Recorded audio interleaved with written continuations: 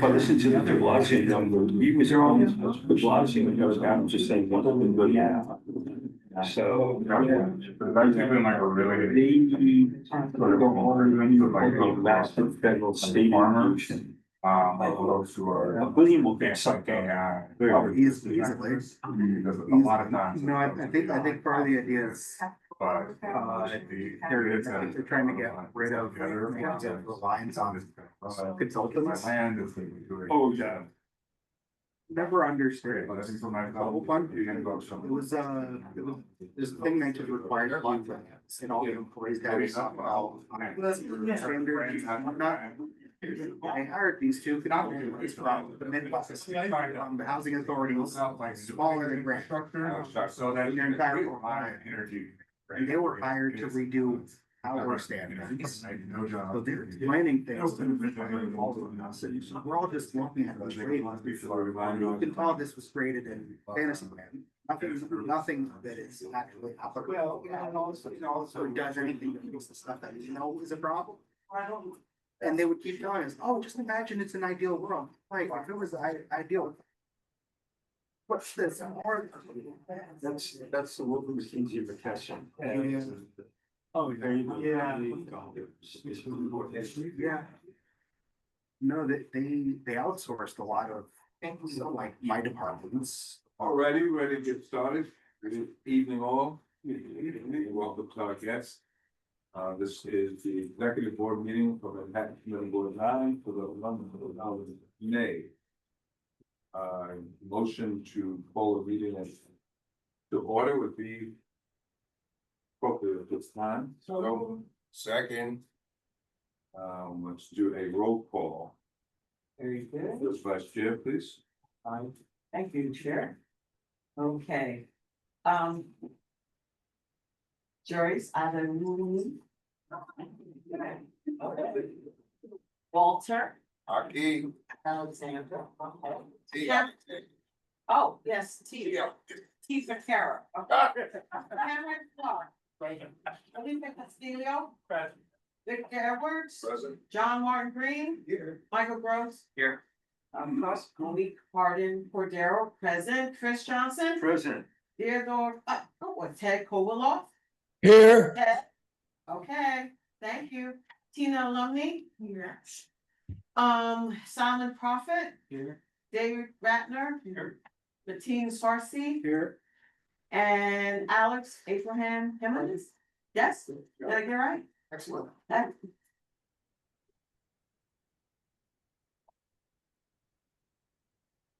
Is she here? Call. She isn't here. Deirdre, I don't even read the people who are here. Call everyone. Okay. Deirdre McIntosh Brown, Shantae Styles. Her voice was gone. Shanika Wilson. We'll make sure nobody's online. And April's excused, correct? Yes. I think you forgot Dejan. Okay, Sean Pino. Is she on? No, she's not. Daria Hardiman. Laquita Henry. And Christina Marie Lopez. Is she excused, Christina? Or she She might? had something tonight, yes. Okay, so excuse me? Okay, okay, that's everybody that's been called, Chair, and we have quorum, so we can see. Okay, the motion to adopt the agenda would be in order. So moved, Ted. All right, second by Joyce, thank you. Tamika's there, okay, good, is online. Okay, And a motion to adopt the minutes. So moved. Necessary correction, vote to move there. Second by Joyce. Okay, good. yeah, Thank you all for joining us on this lovely day. There's a lot going on. As you might have read in my chair's report and upcoming, a lot happening right now. Everything from Legionnaires to a fantastic senior resource fair by the senior group. So, but we have guests this evening, discussion, Dotted Riverside at Manhattanville Resource Center. I was there, I guess about 3 months ago, and met with some of the people at, got it very helpful to one of the residents who was behind the rent. So hats off to you. It's really great to have a resource center within the development itself. As some of you might know, I worked at Hampshire and dealt with social services a lot.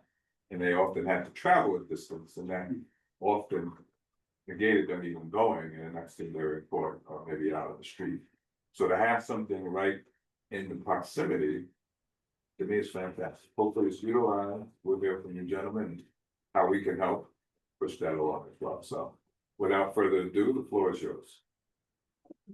Thank you, for allowing us to be here, this Why don't you evening. come up? Yeah, Somewhere, yeah, over here, maybe, so they can see you on, yeah, as well. Yeah, my name's Wayne Tyree. I am the, Director of Economic Mobility for Goddard Riverside, the agency. gotcha. We recently came to Manhattanville in March of 2025. We were brought there to do social services for exclusively the residents of Manhattanville. All right, if you're somewhere else, we can't help you, but we do have another resource center on 140th between Lenox and 7, 140 West 140th Street. So if anyone's not from Manhattanville, we would refer them to our other resource center for support services. What we do, we help people get better. Work through HRA, whatever benefit that HRA offers. We help people to get, the staff is very astute at the requirements to help the folks to get the benefit. We help with rental arrears. We don't help per se. We have sources that we can go to procure vouchers or one-shot deals. We work with Coalition for the Homeless. A lot of different places we can go to get money to help for rental arrears. Any benefit, like I say, that HRA offers, we do it in-house. We submit it electronically. We help people with special rides, street dream, SNAP recertifications, any benefit that's out there, we help with that. We also have a resource, we just did a resource fair, in fact, at Manhattanville last week. A lot of elected officials were there. We had about 21 vendors tabling to share different resources. We also had an OSHA training that took place on Manhattanville in the Cornerstone Community Center. We had 14 people that registered, 11 completed the course and passed the exam. With the understanding that they have 7 jobs for these folks that passed out of the 11, making $47 an hour wages. We're in the process of facilitating another one in mid-June for Spanish-speaking residents of Manhattanville for school only. All right. We can take any referrals. As the chair, we so graciously appreciate you walking, flying over from Manhattanville. We help that person to whatever their issue was. We treat people with respect. We respect their confidentiality. We share very little about them without their permission, even to management. Our job is to keep people housed. Management job may be to evict for whatever reason, and they may have valid reasons, but that's where we fall in and we share. And it's been an ongoing struggle to get the residents to understand our role opposed to management. Oftentimes they think we're management and we're not. So we have no problem sharing it. There's a holdover for being a nuisance in the property. We share that. But again, our role is to try to keep them housed and to correct that behavior. All right. With me, I have Mr. Cole, who's the program coordinator. We have an outreach worker, Renee, as well as Ronald Guy. Some of you may know, he also works with us at the Manhattanville Resource.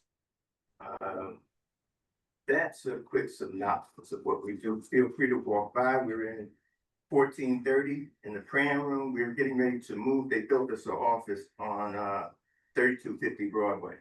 So right down the street, on the left side, there's a office that's being built. So you won't go into the development to get to it. Now you have to come into the development to get to our office. Soon we'll be right off of this 130th and Broadway as the street just go straight in. Should be completed within the next month and a half. Again, I'll leave some of my cards. You can take referrals from anywhere.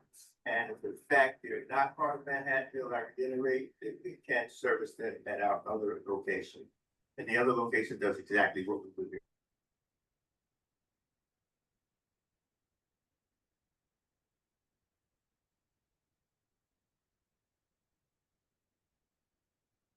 Share that is really a luxury to have a social service unit within the development. Where folks don't have to go downtown, they can come right into us and get receive services. Yes, this is actually.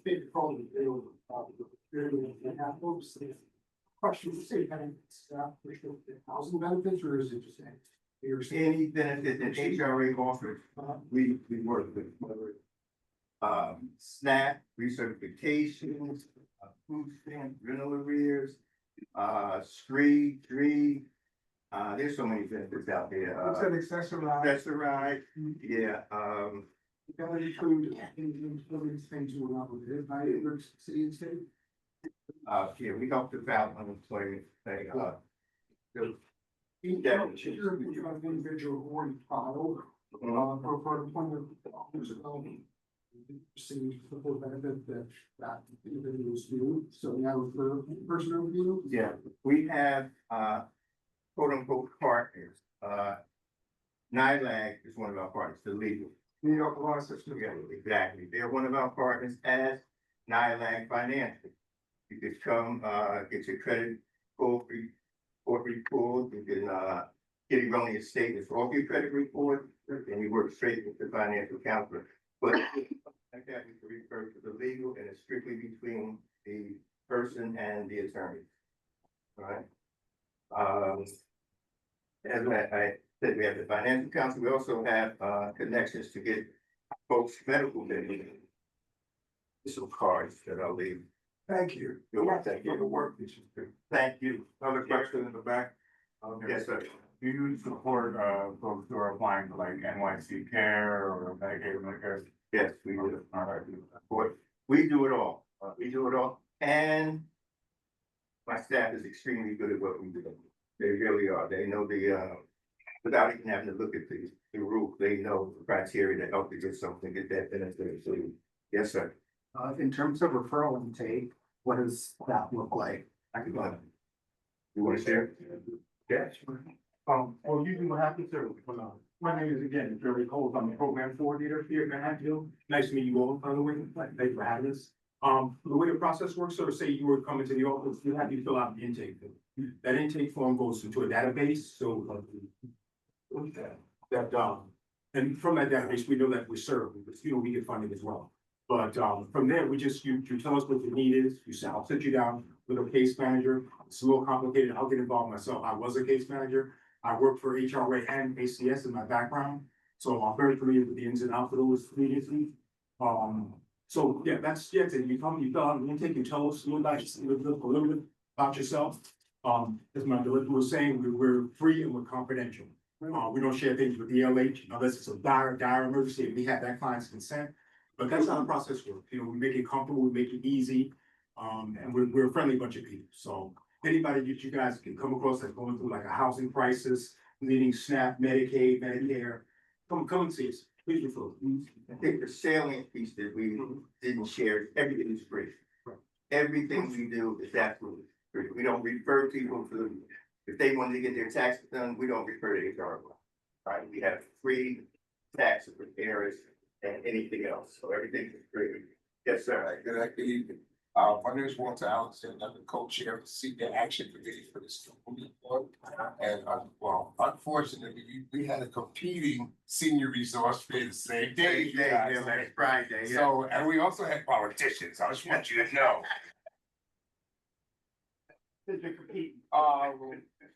Hopefully next year we can combine efforts, because it's sad to be splitting resources amongst the seniors who could be elected turnout as well. I would like for either or one of you guys to come speak at one of our meetings, which is on the first Tuesday of the month, from 11 to 12:30. You can also come by Zoom if you need to. Our next one is June, and then we'll off July and August. So if you can't make the June meeting, we can maybe put you on the schedule for September, October, something. Now, we'll be there, just the invite, we will be. I will send you the Zoom if you want and the agenda. The meeting is held in this room. Okay, fantastic. No, any way you invite us to, we will be there. With the understanding that, primarily we service Manhattanville. But as I said, we could use the other locations as well. What are your hours of operation? We're there 9 to 5, Monday through Friday. We take our last client at 4:15. And we're talking about back to the intake. We have it set up where if in fact someone has mobility issues, we could do an intake via phone. All right, to help accommodate them, and they could do it online. We have a Google form as well as we're using a platform called Find Help, which in fact will give you all of the services that we offer, and you can sign up via that way. So, yes, ma'am. Thanks for coming. Thank you. Here's your primarily for Manhattanville, but what about Grant or any other housing, venture housing in this area? Can we spread the word, or you spread the word, or you're just really trying to concentrate? No, no. Of course, we appreciate it. You spread the word, and we're equally, I mean, we have outreach workers, I have 2 outreach workers, and their job is to spread the word. And to answer your question, what do we do for folks that don't live in Manhattanville? Again, we have a resource center. Matter of fact, the first resource center, it opened in 2005. All right, and 140th Street between Lennox and 7th, closer to 7th Avenue, 140 West 140th Street. So anyone that's not part of that, of Manhattanville, can definitely come and get served. And again, we have a staff of 18 between the 2 programs. So we welcome people from other than Manhattanville to receive services. I would also say there's existing future services through a variety of departments, depending on service area. So there's the economic development, there's social service, health, public-private partnerships. And they all have nonprofit partners, up to 100. Thank you. Wait, Yes, sir. 2 quick questions. One is outreach to the residents in Manhattanville. How's that done? We've gone to every apartment when we're doing something, like we just did the resource fair. Right. And we put notices on every door in the 6 buildings. All right. All right, we did robocalls. We had management, PLA, management company do robocalls to all 6 buildings. And we've been there, again, we first had boots on the ground in Manhattanville. March 24th to 25, we serviced over 1,600 people in that time span. What's the reception, how you guys receive? People coming? There was 1,600, yeah, they're coming, the foundation of what we do is built on trust, all right, and transparency. Right. Without that, we're dead in the water. So what we say we do, and I instill that in the staff. We say we're gonna be there, we're gonna be there. We said we're gonna do this, we're gonna do it. So to answer your question, how are we received? They're coming, but again, as I share with staff, it's the tip of the iceberg, because there's reportedly 2,900 people that live in the Manhattan. So we serve 1,600, we still have a way to go. So we need to get everyone in there. And we share with them. Remember, if we help you, tell somebody about us. The best conduit of information is through somebody that's satisfied. So Anything on immigrant rights? yeah, You get people that come in and that might be a concern. If we have people that won't even come out because of that. no, understood. And we do with, what we have is, we have what we call a parent advisory board. And we have it, I'm a believe that I want people to express themselves in their native language. So we have a French speaking advisory board, we have a Spanish speaking, We have an older adult advisory board, and we just brainstormed about another one, but it's premature to share. But at any rate, doing these meetings with the Spanish speaking, a big topic was, what do you do if ICE stops you? You know, with the seniors, one of the main topics was fraud and what not to give. All right, and we want the participants to come forth with what their concerns are so we can address it. So that's how we're doing that. Yes, ma'am. Do you have a card? Yes, I That's- do. No, I'm sorry, for fraud, like, don't give out, so, you know, is there something that you can just give someone? Because fraud is like off the hook. for Yes. seniors. Believe me, I know. I mean, HRA just had where people with cards, they call it skim. Yeah. Where people are taking that money and then there's people without money for the rest of the month. So we're working with that to get them. Did we bring some flyers? Yes, yeah, they're on the table there.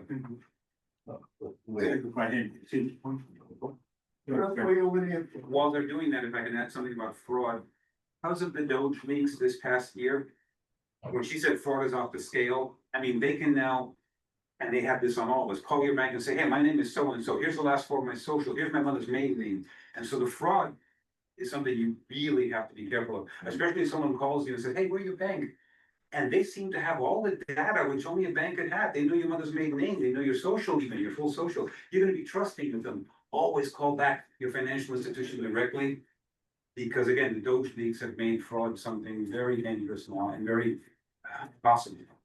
Yeah. So, quick question, great services, but your services are needed also in other parts of the district.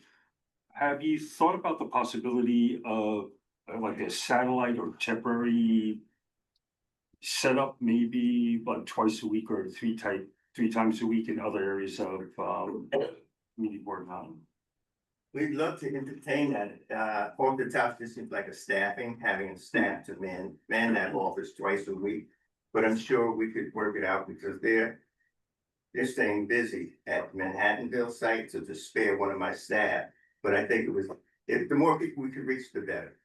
So if we could work that out, one day a week, maybe, whatever, start out to see if it's really gonna be a bang for the buck. We're gonna come and just sit idle, or are we really gonna process applications on behalf of the police? But yeah, I'd be open to that. Okay. Yeah, I haven't thought about a partnership maybe with my brother and sister soul. That would be correct, because I think you guys have the language aspect well under control. Thank you. Thank you. Give me a call, let's work that out. And wherever we can go to help, we're on board to do it. This is what we do. We do it day in, day out. Okay? One last follow. Yes.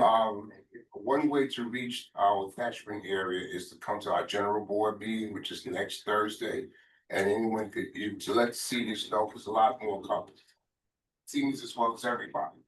And you can address who the crowd is. That's next Thursday, 6:30 at the forum. We'll One of be, your representatives, yeah, they give you 3 minutes to address the crowd, take questions and stuff. That's airport down there. no, you have my information, I'll call, do and let me get on the calendar. All right.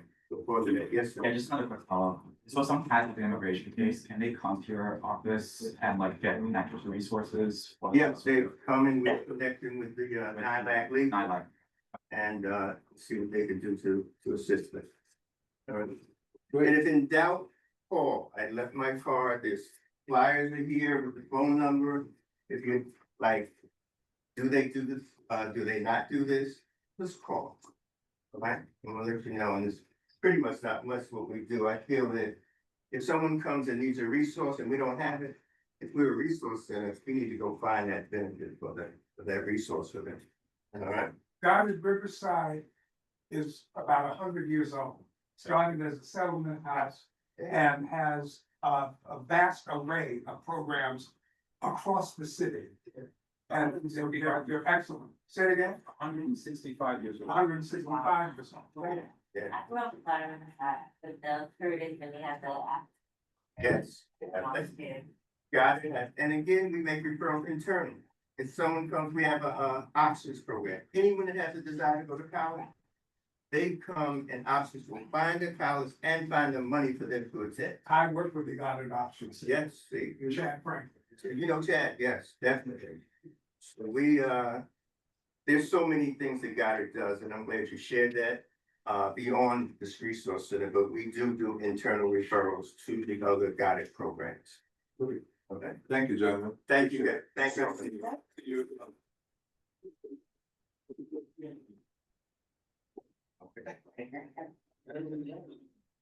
Okay. Next. Thank you.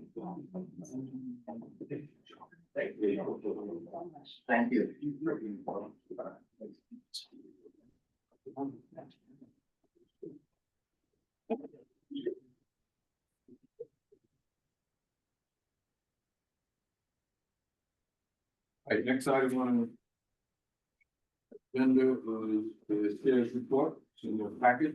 I'll go through some of the items quickly. Legionnaires, please update at 3333 Broadway. The last testing out of 36 apartments, 4 still tested positive for Legionella in the water, as opposed to 17 at the initial outbreak. So it has improved. And they installed a system that's supposed to prevent any Legionella from coming in the main source of water, so hoping that works, so might take time to get there. But they do, the building owners, management do reach out to me at least once a month, tell me what's going on, so appreciate it, yes. They only tested one, building. In fact, it tested, 2 towers. They tested 2 out of 3. There are 3 towers. There's 5 towers. There are 5. Right. There are 3 that they're still not refusing the test. Exactly. So they're still gonna work on that. We are, city council members I spoke to about that and health department as well, so I'm hoping at some point to bring that in. But we're hoping to eradicate it at the, Stop that big truck.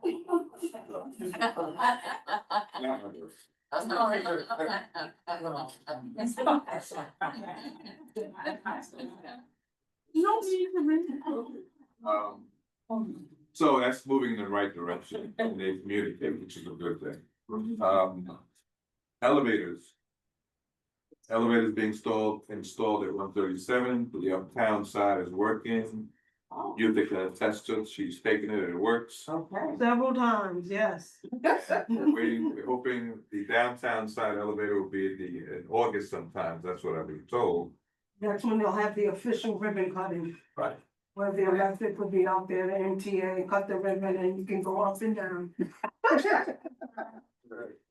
Then, as many of you know, I'm actually here at 125th.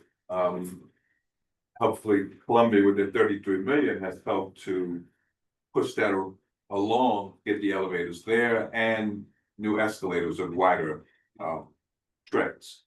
So. It's just one set of elevators though, right?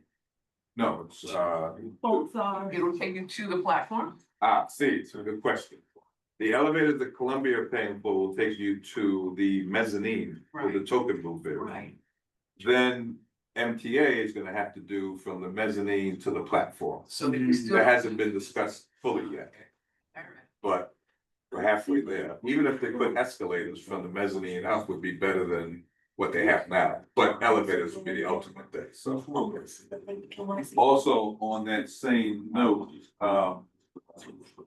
the 125th Street platform, if anyone's been there recently, is horrendous. I tripped about 2 weeks ago on a piece of wood that's frayed because as the platform deteriorated, they put wood down, but not sanding it so it's level with the platform that's there. I've showed pictures to anyone that would look, anyone from Senator Claire. And I had the fortune to show Janet Leva, the MTA chair the other day. He referred me to someone else who does that. So we're hoping, I got Sean Abreu to send a letter, I co-signed with him. And we sent pictures of what it looks like now. It's really bad. But it only behooves them to do it. It's so bad that someone is gonna hurt themselves. Yes, I mean, very true. And lawsuits against transit authority are large, but that doesn't seem to push them forward. The next step is an interview with a spectator with photos. I've asked to set that up, so hopefully that'll happen soon as well. Sometimes you have to embarrass people into doing things. And I mean, seniors, young people, children up there, you fall in the traps. It's not good, so something else that we're pushing along. Next time, as I said, kudos to senior committee, that was great, and we had the fortune. Yeah. Wanted to have the elected officials on hand for the elevators and used to help get a lot of them in the speech, which we hadn't had before, so it was great. Great information, a great time. The shred truck wasn't there, but the shred truck will be here, what? On the 29th. In front of the 29th. district office, from 12 noon to 3 p.m. There's flyers on the table. I'm just getting final approval from the DA's office. So, thanks again. Well, okay, thank you, Roger. Thank you. And Al, that's right. Yes. Because I didn't do it alone. Well, we know that. Staff in the office and Yes, your team most did a staff. great job. Most staff. Thank you for the leadership. Yes. Friends of Morningside Park, we held a meeting, Youth and I held a meeting with them, what day was it? Day 6 Six. of May. May, regarding encampments in Morningside and drug usage and needles being spread. We had someone from Sean Abreo's office here, we had park enforcement, park 26 precinct. So what we've come up with is a couple of different things. One is to reach out to Mount Sinai. As people are discharged, do they have somewhere to go? What's their referral? Rather than going and end up in the park and in the camp, especially in the warmer weather. We asked park enforcement and 26 precinct to step up their rounds there and get out the car. You know, I know they ride the car. Let's get out the car and walk. Friends of Morningside does their own cleanups of the park several times during the year, which is good. But we're just looking for more help in that area. So we're hoping that helps. It's a nice park. Some areas that people say they don't like to walk through. We're asking capital fund for lighting, but also trimming the trees so the overhang is not as much, so you don't feel it. And the more activities you do in there, the more people feel comfortable walking. So, yeah. When you're finished, I'd like to, All right. with that same subject though. Right. Are you moving on? Yeah. Well, Okay. just one note, we would like to spread it not only to Morningside Park, but to include St. Nicholas Park, Jackie Robinson Park, although we're at the tip of it, but we want to include all the parks. Yeah.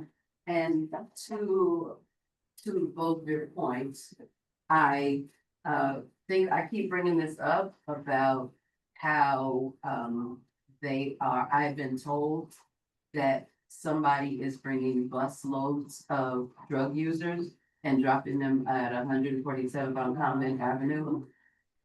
Yeah, and I finally ran into the super who had told our neighbors this.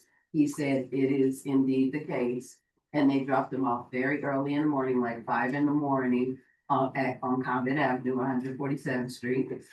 And he said that the next time that he'll take a picture, and I said, well, if you can get the license plate, because we need to track down who it does. It's not, it could definitely be people being released from the hospital. But there's a campaign by someone to ship, their drug users to our neighborhood. And it is ongoing. I've been being told this for months at this point. And you know how I'm always saying, where are all the new drug users come? Because every neighborhood has its people, the same people. And for years it was the same. But recently, the last 2-3 years or so, or maybe more than that, there's just been an influx of different ones all the time. And so I knew something wasn't right. And now we at least know what at least one of those things is, that someone is literally bringing buses of them to our neighborhood and dropping them off. All right, the more information you can get, the better we can follow up with. We also, we also have to remember, we do have the supportive housing more in. These are unhomed. All the ones around that I see are unhomed. Okay. If you can get information, let us know, we can check and see. Thank you for the information. We discussed this already. Committee meeting last week. In addition to what we also discussed. First, broached out point. We're discussing how if that agrees in which for maybe for some surveillance activity there, so I'll put it in form of meeting. And hopefully, but holding no people. And we know they're dropping them at that one spot. It doesn't mean they're not dropping them other places as well. But apparently 147th That was one of the. Okay. and 147th and Common is on Common, just like literally in the streets. Yeah, literally dropping them, just pulling up the bus. The same, and I even asked, is it the same bus? It's the same bus. And when he's out there in the morning doing his stuff. And it's what time? 7? Like 5 in the morning, he said it's really early in the morning. We can get a license plate or name on the side of the bus. Okay. Is there something we can do to work with law enforcement, the 30th precinct or maybe the 26th to try to track? Any of the trucks that are coming around about that time, because that's a time. Yes. Yeah. It's because like 147th Street across the street from the school, Patty Corner from the school, it's becoming drug alley. There's, I walked down the street the other day and I'll make it really quick. Somebody had a blanket over their head and I was like, well, it couldn't have been anything good, but I don't know what they're doing. I go handle my business. I come back up the same street and the person is going under the thing. And this is 4, 5, 6 hours later. And at that point I was like, oh, they're like huffing us. So I could see them holding something. And like, this is the kind of thing that's going on across from the school at 3 p.m. And with our kids having to step over. Michael. Not related. It's about Morningside Park, but I do also notice that like pavement can be pretty cracked at various parts of the park. And like some of the areas do have like pretty steep staircases. I think that's something that we should probably bring to. Under capital, so. It was on the participatory budgeting. Yeah. I'd I like to make think there's those some money, fixes. when we did budgeting for stairs, one side of St. Nicholas at least, Honestly, okay. but we can take a look at it. For sure. But I think Morningside, as I recall, there were presentations to the park department. There were capital projects underway to reset some of the stairs. I just forget which ones. Okay, good point. Joyce. Just to what, Gary. I think you attended the meet and greet with, Captain Johnson. So what she's saying has a link with, Dawn Hotel that is now something else. Yeah. And that park there that they continue to see the renders. Different, Yeah, so what she's saying is. it's on my list to visit Dawn. Where is that? And which park are you referring to? The Triangle Park, yeah. Triangle What? Park, yeah. one that where Convent and Yes. Nicholas diverged? And the Dawn Hotel across the street on the east side. I thought that park was locked, but No, it's not, it's open 24 hours. I have to. The one you're talking about is locked. The other one is right on St. Nick. All right. You're on good faith. So we are in like something, see where on this. So it's more like St. Nicholas, St. Nicholas. One thing.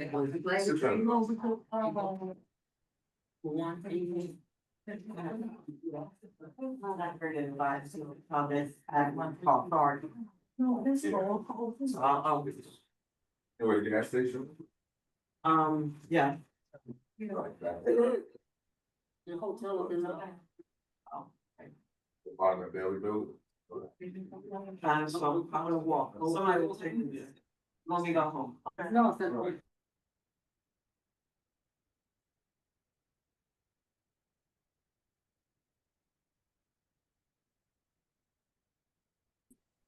That's all is in my report. I have one last item to mention. DSNY received a call yesterday. I met with Jonathan, it's a blessing. Well, thank you, Arlene. Anyway, Jonathan, he's gonna be leaving, a new person's coming on board. Wow. He's going to City Hall to work as one of the deputy mayors. But there's gonna be something in the city record tomorrow regarding the Empire Bin, some changes coming up. And that will be an open enrollment program. People who did not enroll for the city bins can enroll between July 1st and July 31st. Regardless of the size of the building. Some people now understand that the bins are helpful. The second thing is that they think it started in October. They're still working on it. The individual bins people have like at their brownstones have to be from the Department of Sanitation. You just can't use anything Home Depot or Lowe's. So they're specifying that to be done as well. And then thirdly, there might be a charge for collection at the bins. The building will have to pay themselves. Yeah, that's still up in the air. So the building will have to pay X number of dollars for the bins for them to collect with. I don't. That's that's too big. Sanitation, Right, Pick 'em up? sanitation picks up the bin. right? So they're gonna charge the buildings that are using that particular bin a certain amount of money. But we paid that system. So exactly. Correct. That's the bin that they requested. Right, right. Yeah, and they have to pay for But it. they insisted. It's still up in the air, don't repeat that. Just something on the side. The other things are happening, this is up in the air. Out there, there is on that, they have raises. Again? That's one of the things that. Oh. Has they had raises?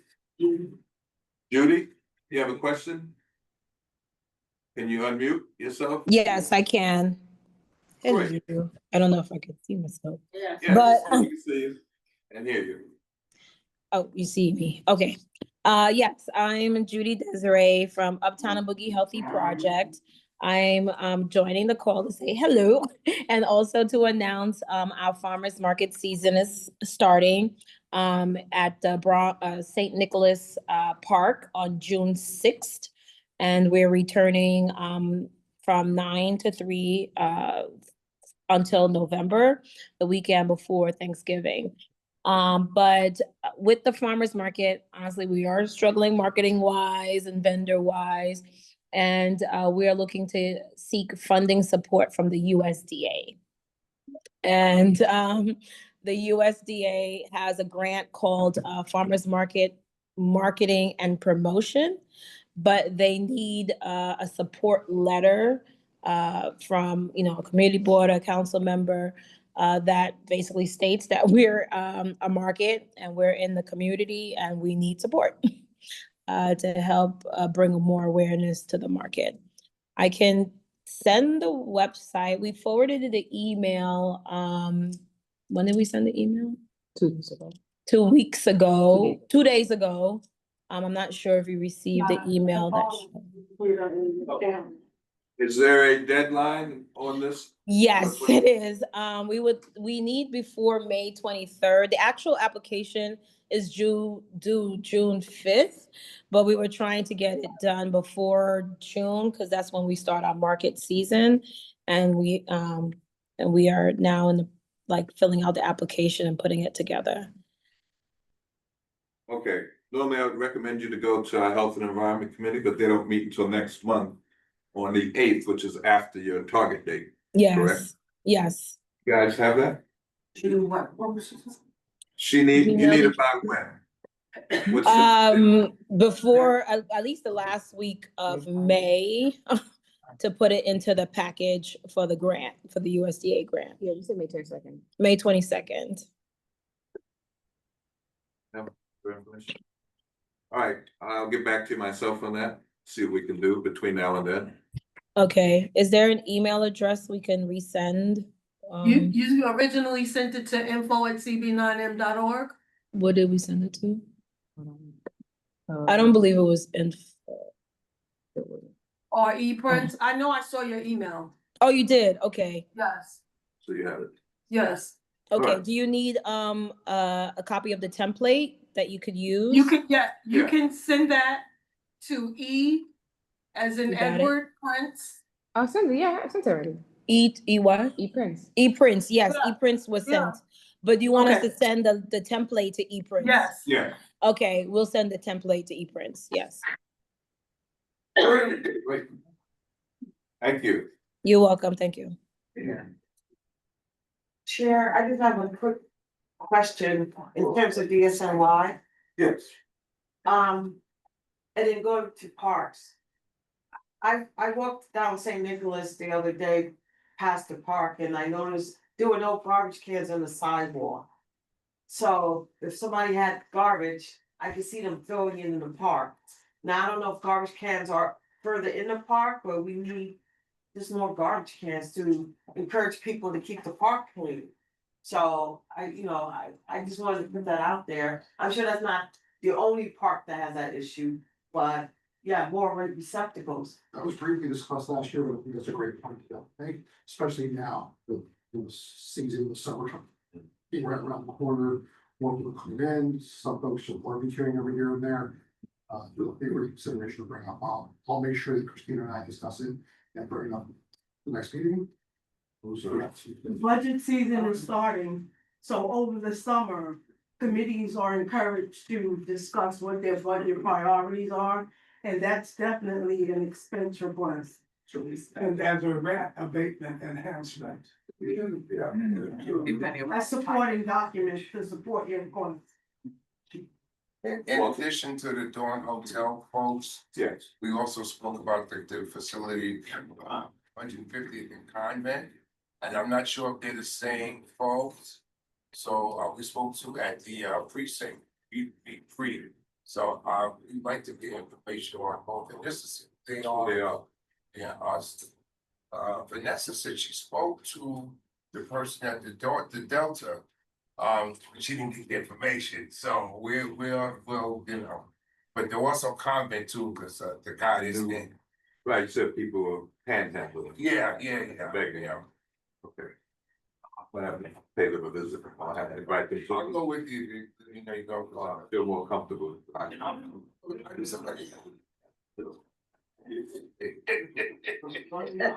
now I bring my, yeah. No, thank you. Moving on, so that's my report for this evening, treasurer's report. Hi, good evening. I don't have a voice, but the treasurer's report is in your packet. As you can see from month to month, what our revenues and our monies on cleaning supplies, office equipment rental. Please take a look at it. If you have any questions, please let us know. We'll be able to put it down for you. Thank you. That's you. I have a question, Treasurer. Are we using a new form? Yes, the committees have been advised to use the new form. We will be sending you new forms as soon as the arts committee has their on Saturday. And just so you know, that reimbursement form is separate from this budget. That's our discretionary funding. It comes out of a totally different Yeah. line. So it wouldn't be included in this, that's separate. Oh, you mean in terms of discretionary spending? Disbursement. Disbursement. yes. Okay, but I was just asking in general, in terms of just tracking and being able to manage. funds. So going forward, can we have the discretionary funds on Yeah. here as well? We could have it as a separate sheet that you created with Kim, you can attach it there, so see that. But she normally submits it when there's expenditures. Emphasis on it. Okay. So, same stuff. All right, great, Single question. oh, Tom. On the new corner of the North District, going from the discretionary fund to get a mic and speakers for this room. Get what? Mic and speakers for this room. I'm not speaking loud enough, you said? Oh, no, not you. We're competing with between the traffic and the train. Yeah, but we haven't. So Yes, we used to have our handheld It's PAs, a challenge, you're right. but yeah, we had a PA system, we did, but that was over on Broadway. But that is a good request. because we can use it other Yeah. places too, Yeah, absolutely. outside and that. All right, Our road put that on show. the list. But they- Good idea. Something repeated. Okay. Good. Chris, did you have a question? No, that was the inclusion of discretionary into the spreadsheet, yeah. All right, district manager's report. Good evening, everyone. In addition to my report, since we're on budget, I'll start with that. Mayor Mandani released the FY 27 executive budget proposal on May 12th. The proposed budget is approximately 124.7 billion. Mayor Mandani plans to permanently fund NYC libraries and parks. Alright, okay. Yes. NYC libraries and parks are slated to receive a total of $46.7 million. One of the largest spending areas is education, with city school funding reportedly reaching about 43 billion. Yes. As you know, the executive budget must be negotiated with city council before the final adopted budget is approved, which typically occurs on June 30th, prior to the July 1st start of the new fiscal year. So again, it's just a proposal that has to go through city council Yeah. to go through the, you know what it is. We need to be challenged by council people. Yes, propose them and help them to support the mayor's proposal. Participatory budgeting is a democratic process that allows residents to directly decide how part of the public budget is spent. In New York City, the citywide participatory budgeting initiative is called the People's Money. The program gives residents the opportunity to propose and vote on community projects funded through public dollars. The voting cycle started on May 6th and is open through and including June 21st. The link for voting is included in my report under participatory budget. Also, the chair touched on Legionella testing. DOHMH contacted me today to say that testing regulations for cooling towers go into effect citywide as the summer nears. The new rules require building owners to test cooling towers for Legionella bacteria every 31 days, up from the every 90 days. The NYC Health Department reminds building owners with registered cooling towers of water management requirements as weather warms and cooling tower season approaches. So it looks like those letters and Senator Claire, it looks like they're really listening to us through our initiative. And also the West Harlem Development Corporation, WHDC, is now accepting applications for the 2026 Community Benefits Grant Cycle. Eligible applicants include 501c3 nonprofit organizations headquartered in Community Ward 9, as well as organizations outside of the district that propose programs servicing at least 75% of CB9 residents. The WHDC will prioritize programs that create meaningful programming that impact the community, including initiatives that protect and preserve affordable housing, promote equity in the arts, support youth and older adults, and spur economic development throughout the district. Strong applications will include compelling narratives and complete supporting documentation. To be considered, applicants must meet eligibility criteria and submit all required materials by the deadline of Friday, June 5th at 5 p.m. And as we stated, last but not least, and I need your help to spread the word, the DA's office, along with CB9, will be hosting a Shred Fest on Friday, May 29th, in front of the district office at 3291 Broadway. Flyers are forthcoming. I have a draft of a flyer that I drafted this afternoon, and I sent to the DA's office for their input and approval. But at minimum, you can take a few tonight just to alert the neighbors. And that concludes my report. You get it up on the link once we bring. I'm gonna work on that tomorrow to get it up. I wanna see how they feel about it. I know they don't want a line around the corner, so I'll see what she says. Although the link NYC is just my district, but it being in public areas, they may tell someone outside of the district, everybody, mama, dad, you know. So I'll ask, but I'm hoping that they will approve it. And what was the time? 12 noon to 3 p.m. Thank you. In that people's proposed budget, would it be appropriate to ask for more street benches, like those little 3-seat things that they have around the city? Because as I'm a bus rider and I don't drive, so a lot of areas where people are waiting for buses and there's nowhere to sit down. So would that be appropriate to ask? It would be,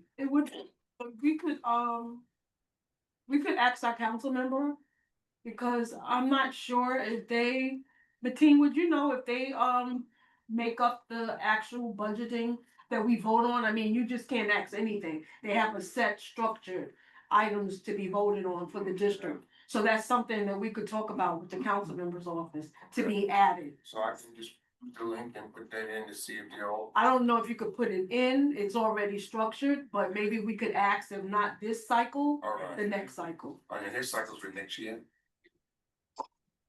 Okay. Sit down now. Yes, man. Well, in the meantime, you know those little stools you could carry around? Yeah, but that's, yeah, but it's, those going, yeah, the singers with the walkers and stuff. All the regular little things, you know, sitting like with the rolling. Yeah. Sitting them too, yeah. Okay. Thank you, District Manager. 125th Street bid. Yes, wow, I was able to write up a report for you, 1 page. It's in your packet. I won't read it in detail because it's pretty explicit.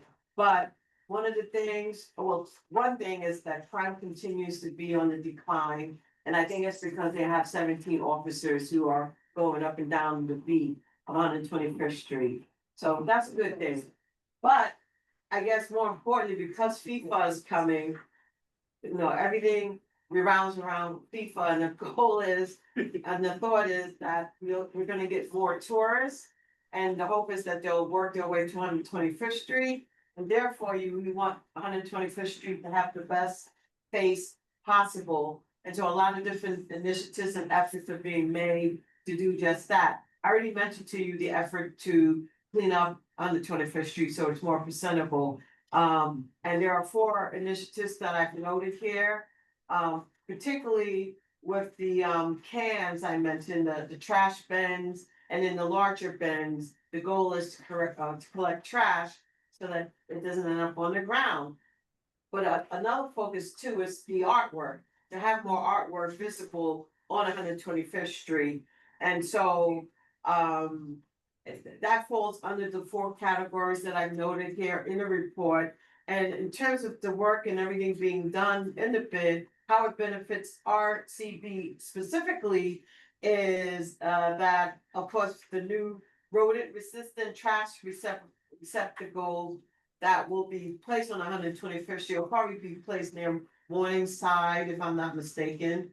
Also, there is a business on I guess 125th and off of Morningside called Levels Barber Shop. We've probably gone by there and not pay attention. They're agreeing to put a a window splash of art. To add some pizzazz and color and to help add to the vibe that they're trying to create on 125th Street going further east. And then we're supposed to get a container on between 125th and 126th Street on Morningside as a part of the effort to clean up 125th Street in time for the FIFA event. So more to come. I'll keep you posted. Also, they asked us to select or be a part of the process to select a grand marshal for holiday lights, as well as someone for the Legacy Award reception, which was held at the forum last year. I remember we found out about it. It didn't have a chance to weigh in. So we, of course, we stated since the event is held at a location in RCB, we should have an opportunity to nominate. So the names that were put forth that we thought made sense, Curtis Archer recently just retired, and they're being put forth as a Legacy Award recipient. And then 2 names that were discussed were Fab Five, say that three times fast. Yes. And it, oh, don't show up. And Sherry Shepherd, they've also came up, but she is no longer actually a resident of Harlem. She said she was this morning. Oh, well, okay. She must have heard of you. Maybe she heard, well. Hamilton Terrace.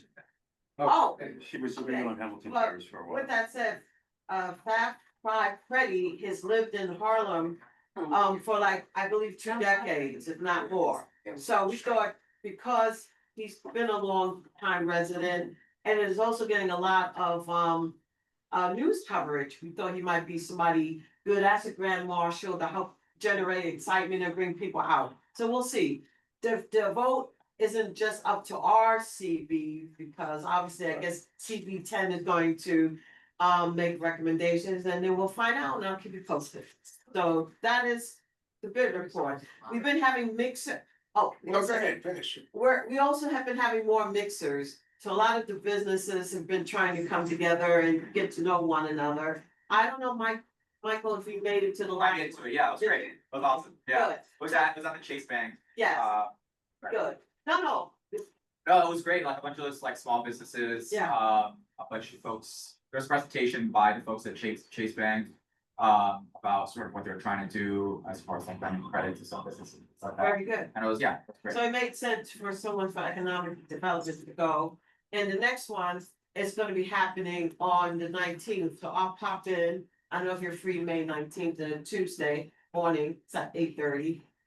Gotta make sure that I moisturize the night before so I can run out the house, no, I'm kidding. But yeah, it's really early, it's 8:30 till 9:30, so.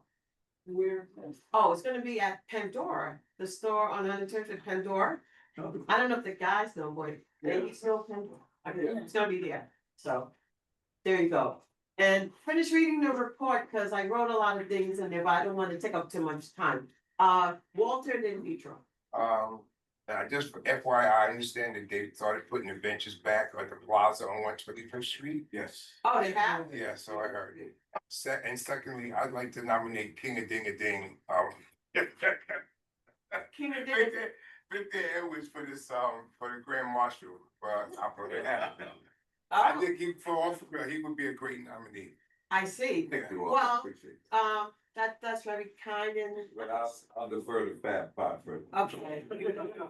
For recommendations for that, position is due tomorrow, so, I So mean, you're recommending both of these? no, Sherry we only submitted of, Fab Five Freddy. Yeah. I can't say that. Fab.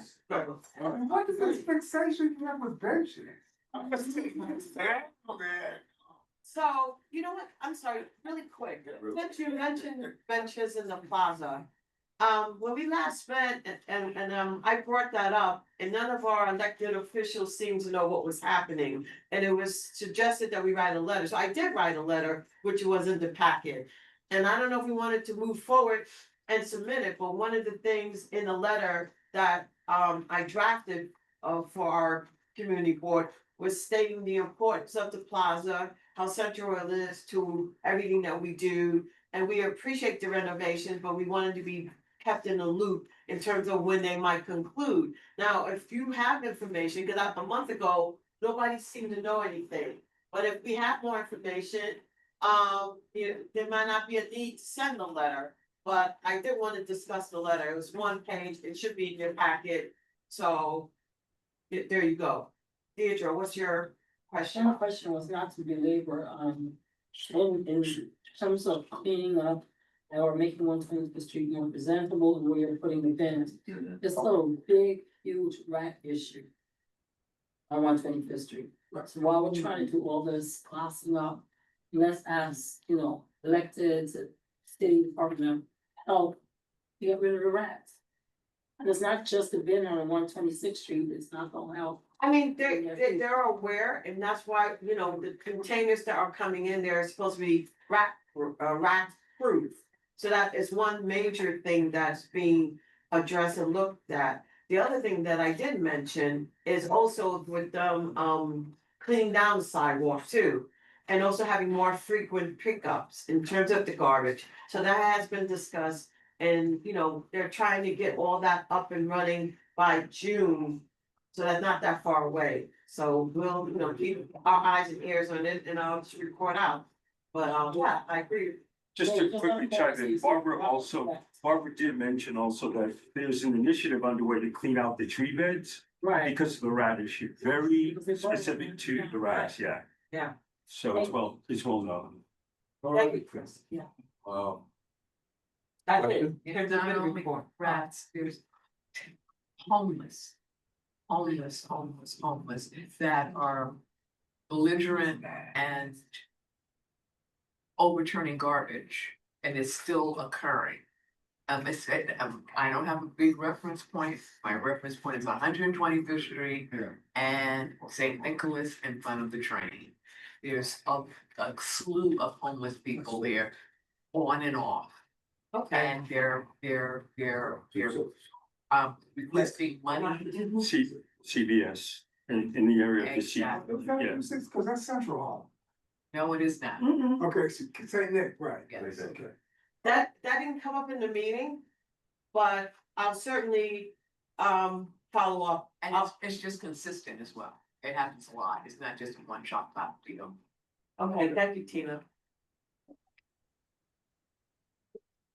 All right, thank you. Moving on to committee reports. Keep it brief, we do have your minutes, just give us the highlights of what has occurred, starting with arts. Walter and I distributed 30 pieces of information. Yeah, it's a little bit louder. Some of the information was inclusive of potential grants, which was very well received. The art for youth, we're having a performance. Don't worry about it. We're having a performance on this Saturday from 7 to 9 p.m. It'd be great if you guys could come and support us. We worked pretty hard on this. The subcommittee included all folks that are not part of the, we have a very, very small committee. And we had public members participating and a former member, Milton. So we really look forward to seeing everyone this Saturday from 7 to 9 p.m. At Riverbank. At Riverbank State Park at the Robert Frederick Smith Performing Arts Center. Someone named Emery Porter sought funding for theater production, was provided official information, and our presentation was by New York City Kids Fest. And they're looking for someone to do promotions, and there's a paid position. But it's not full-time. And she's requested for a high school, they're having a bunch of different productions over the summer at Jack Robinson Park. And basically that's it. Question. Would there be parking? It's Riverbank, so they do have parking, but not a lot. Very good. Upstairs and downstairs, but not a lot. Is parking upstairs, but you have to go to the designated area that they have. It's not much upstairs. There's not much, but there is whoever is first come, first served, so whoever gets there first. Alrighty, YEL. Okay, and I can take over. We had Deirdre's been holding it down, and so to that end, Deirdre, thank you, and community board members, thank you for your patience as well with me. Solomon, thank you. Very quickly, we had a very small meeting. We had the library come by and tell us about a comic book making workshop that they're going to have yesterday. So I did email Margot to see how it went, but I haven't heard back. We have a couple of gentlemen from a company, I believe, and Deirdre may have to chime in here, it was called Community Craft Work, something like that. They want us to provide a letter of support, but they weren't ready to present, so we asked them to come back in June. Our Vice Chair, Monique Harding-Caldero, stopped by to encourage the nonprofits to apply for the grant application that the city has out for And I believe it's due next week, Monique, and of course you can correct me.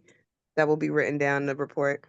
And of course, Tina and the Youth Fest and the subcommittee, the arts subcommittee. Tina, thank you for all of your hard work. That has been amazing. The flyers beautiful, the bios are beautiful. I will be there Saturday to help out and provide my little bit of assistance. And that's all. Deirdre, of course, feel free to add anything, but Great, thank you. Great. Economic development.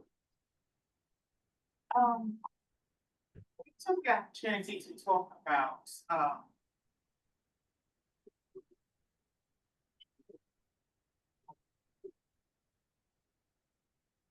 okay, all right.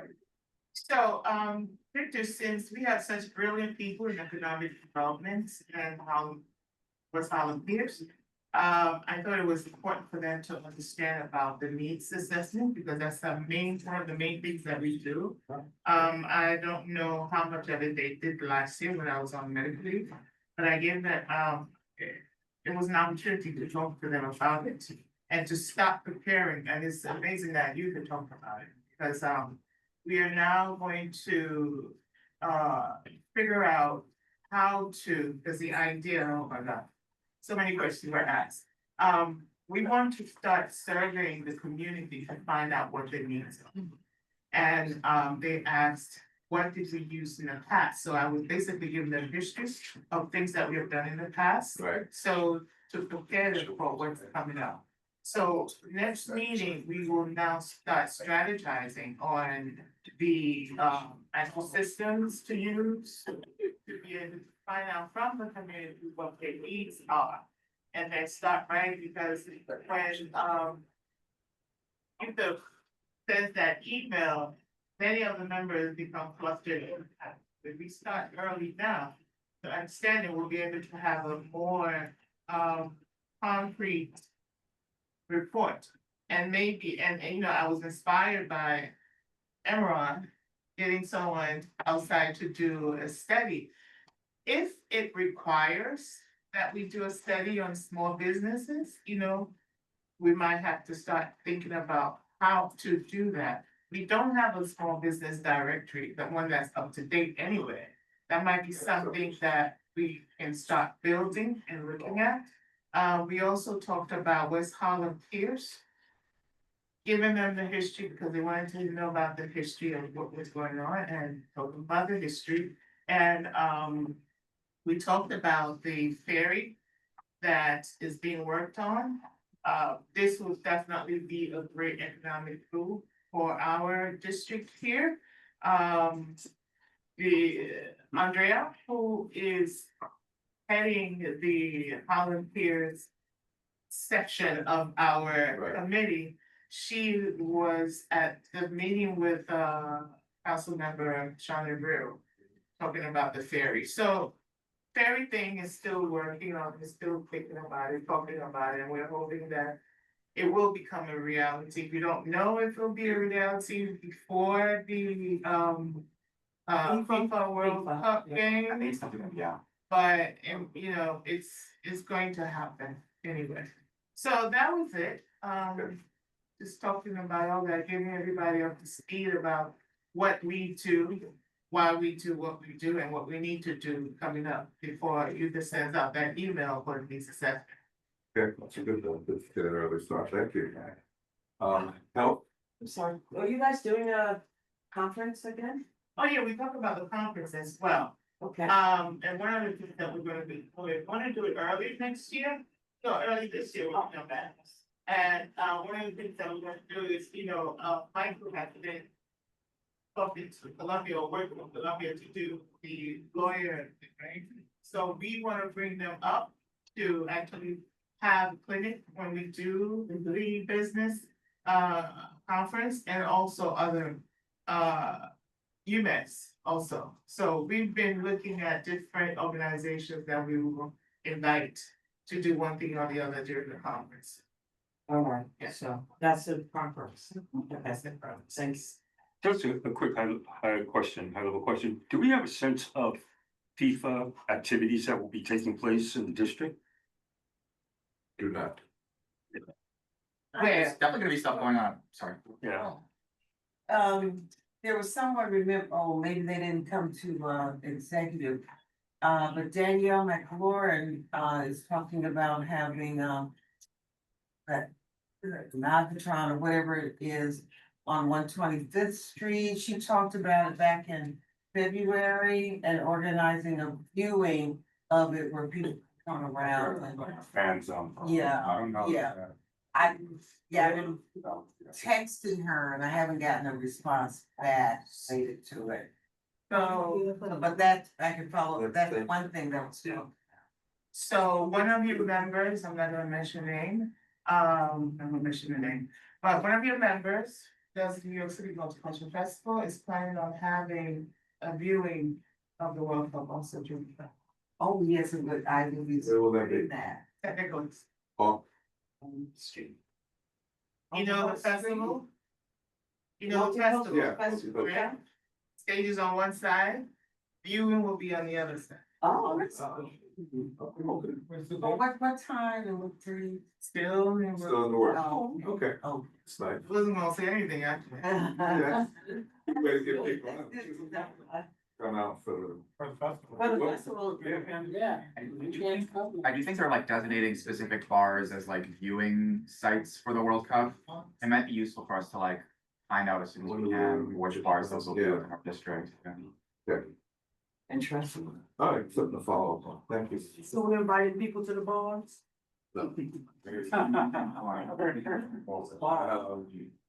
Health committee? Yes, so we had a couple of groups come in.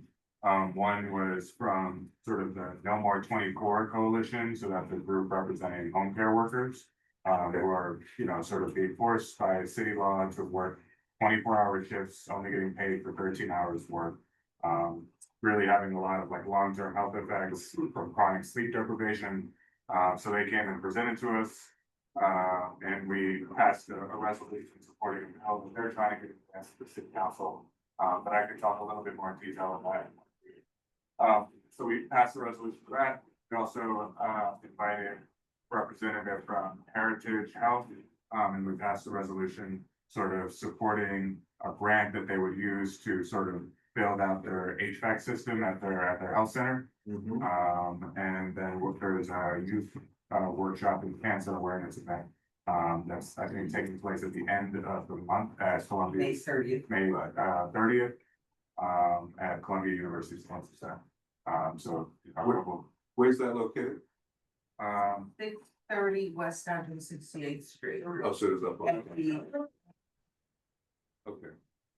Quick question, because I know we talked about it being several days. Has it been consolidated to now one day? Well, the conference, I think, is going to still be 3 days, and we were invited to help them find space. Actually, it was Lois Penny, because of her involvement, with it. So we were able, our, debriefing group really with the public health forum was able to find space, at the, via Dr. Gomez and Nicole Bays, who also have the same chart. And we're just, able to, confirm one date, May 30th, Saturday, May 30th, from 10 a.m. to 6 p.m. That includes setup and breakdown. So, we will have, the youth workshop that Wendy does call Mega Charitable Trust from 11 to 1:30. And then, New York City NYC for youth will have from 2 to 5. And that's where the Cancer Kids First presentations will take place. Okay, great. So, I'm sorry, as we finalize, the only reason I'm jumping in is because when I went to the Youth and Education Committee, I mentioned it. And I shared with Shanika that as soon as we got details, I wanted them to get so that they could also. Exactly. Share out. Shanika, and I think I emailed and then, but I'm not, but I know I left her a voicemail message and then, so anyway, and certain things just finalized like yesterday. So now we feel more comfortable. Great. Thank you. Housing. Yes, so, we had two presentations, one from Harlem Coalition for Age and Place and Affordable Dignity. And then, two letters of support from the Columbia Tenants Union. Thank you, Michael. We'll go into more detail when we get to new business. In terms of other updates, we spoke about 1727 Amsterdam Avenue. So on April 15th, HPD held a hearing specifically on the land disposition agreement, which is the agreement that makes the project possible. The hearing was mostly about friendly amendments that could be made to the LDA. There are certain language pieces in this LDA that cannot be negotiated, but there are other things in there. And so a lot of folks attended that hearing, provided testimony. And at this point, we have to wait until after closing when they'll post the LDA on ACRIS, that's the Department of Finance website. So we'll be able to kind of compare the 2018 LDA from when they originally signed this thing to the current LDA and see if we made any impact on that agreement. But yeah, at this point, the project's moving forward. It's already at the mayor's desk. Second building, 620 West 153rd Street. Yeah, not much to say about that. On April 27th, the Board of Standard Appeals essentially rejected the arguments that CB9 made in reopening that application and determined to grant the variance, which would essentially legalize this absurdly tall building on 53rd Street. 14 extra floors. 14, it's one with 14 extra floors. We have been in touch with the Manhattan Borough President's Office, asking them to look at this and see if they might be willing to bring an appeal of the BSA determination, which, as far as I know, has not been finalized quite yet. And when it is finalized, there'll be a 30-day appeals period. Where the borough president's office is, it's not clear at this moment. They're discussing it. And we have various people, including Victor, who are reaching out to find out.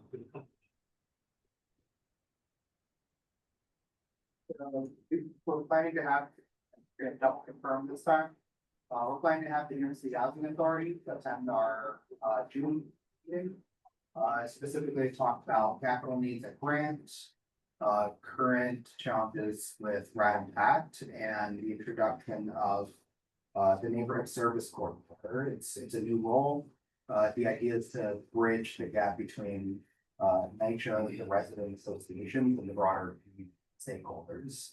So hopefully that'll give us a bigger chance to not only deepen relationships with the associations, but also work with them on potential programming, partnerships, and a lot more that come with that. The last thing was we developed a menu of services that happens in between housing committees that gets shared at the committee. And we can also share that here. It's essentially a packet with different services either through the city, through different stakeholders.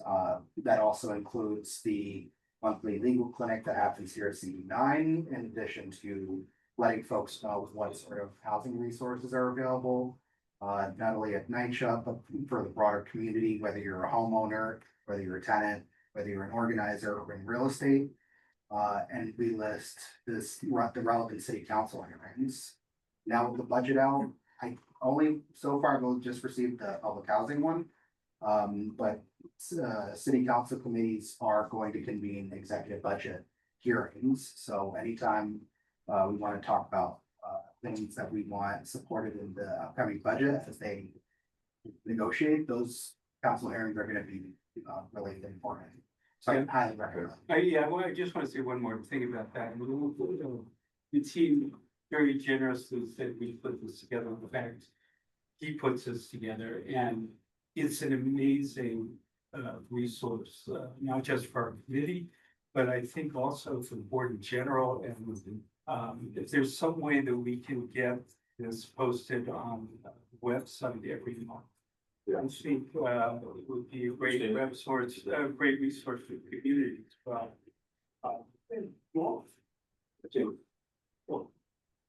Why I think after since.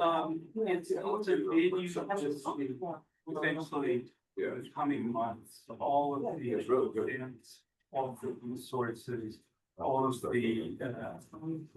important things that have happened with respect to housing issues.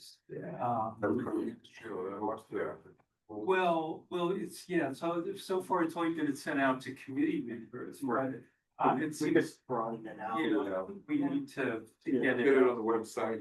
Yeah. No, and the other thing I kind of noticed as I'm putting it together is there's definitely things from other committees that would definitely have relevance. Like as we were into committees, when the screen three came up, so I was like, oh, that, we gotta add that. But, you know, there's definitely more to come. I'll keep tinkering with it every month, you know. But we can. It's pretty comprehensive, but it's also endlessly expandable. I mean, it's just a terrific document. So build on it. Yeah. I have a comment, We gotta move. all right, I'll let them after. Yes. OPP. Fairly straightforward, meeting, no presentations, so the comments, yes, for the also, park announcements, was summarized to which started with retest, that was involved with the second. In terms of, few updates, one, so remember the prospect, organizing, just for the meeting to. Right.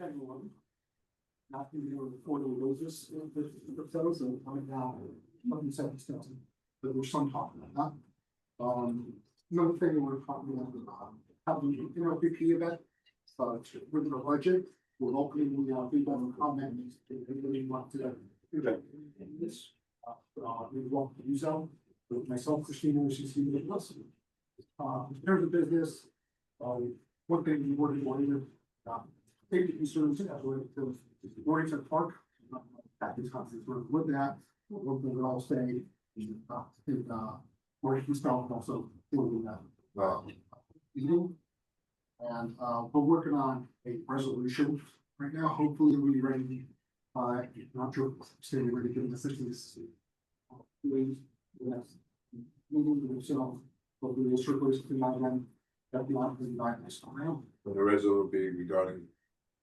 Sure, the safety concerns that I'm worried about, part of the lighting, the cameras, so we can actually. We'll do some site checks that we coordinated with other community members, so we're working on that. One thing we did hear back from Gary Rothman on would be the signage. He didn't really give us anything specific about the dog park signage that was discussed, I think, last. Plus executive board meeting. We are expecting to hear back from by our next community meeting in June. Thank you. Seniors, yes. Basically, our main meeting was basically to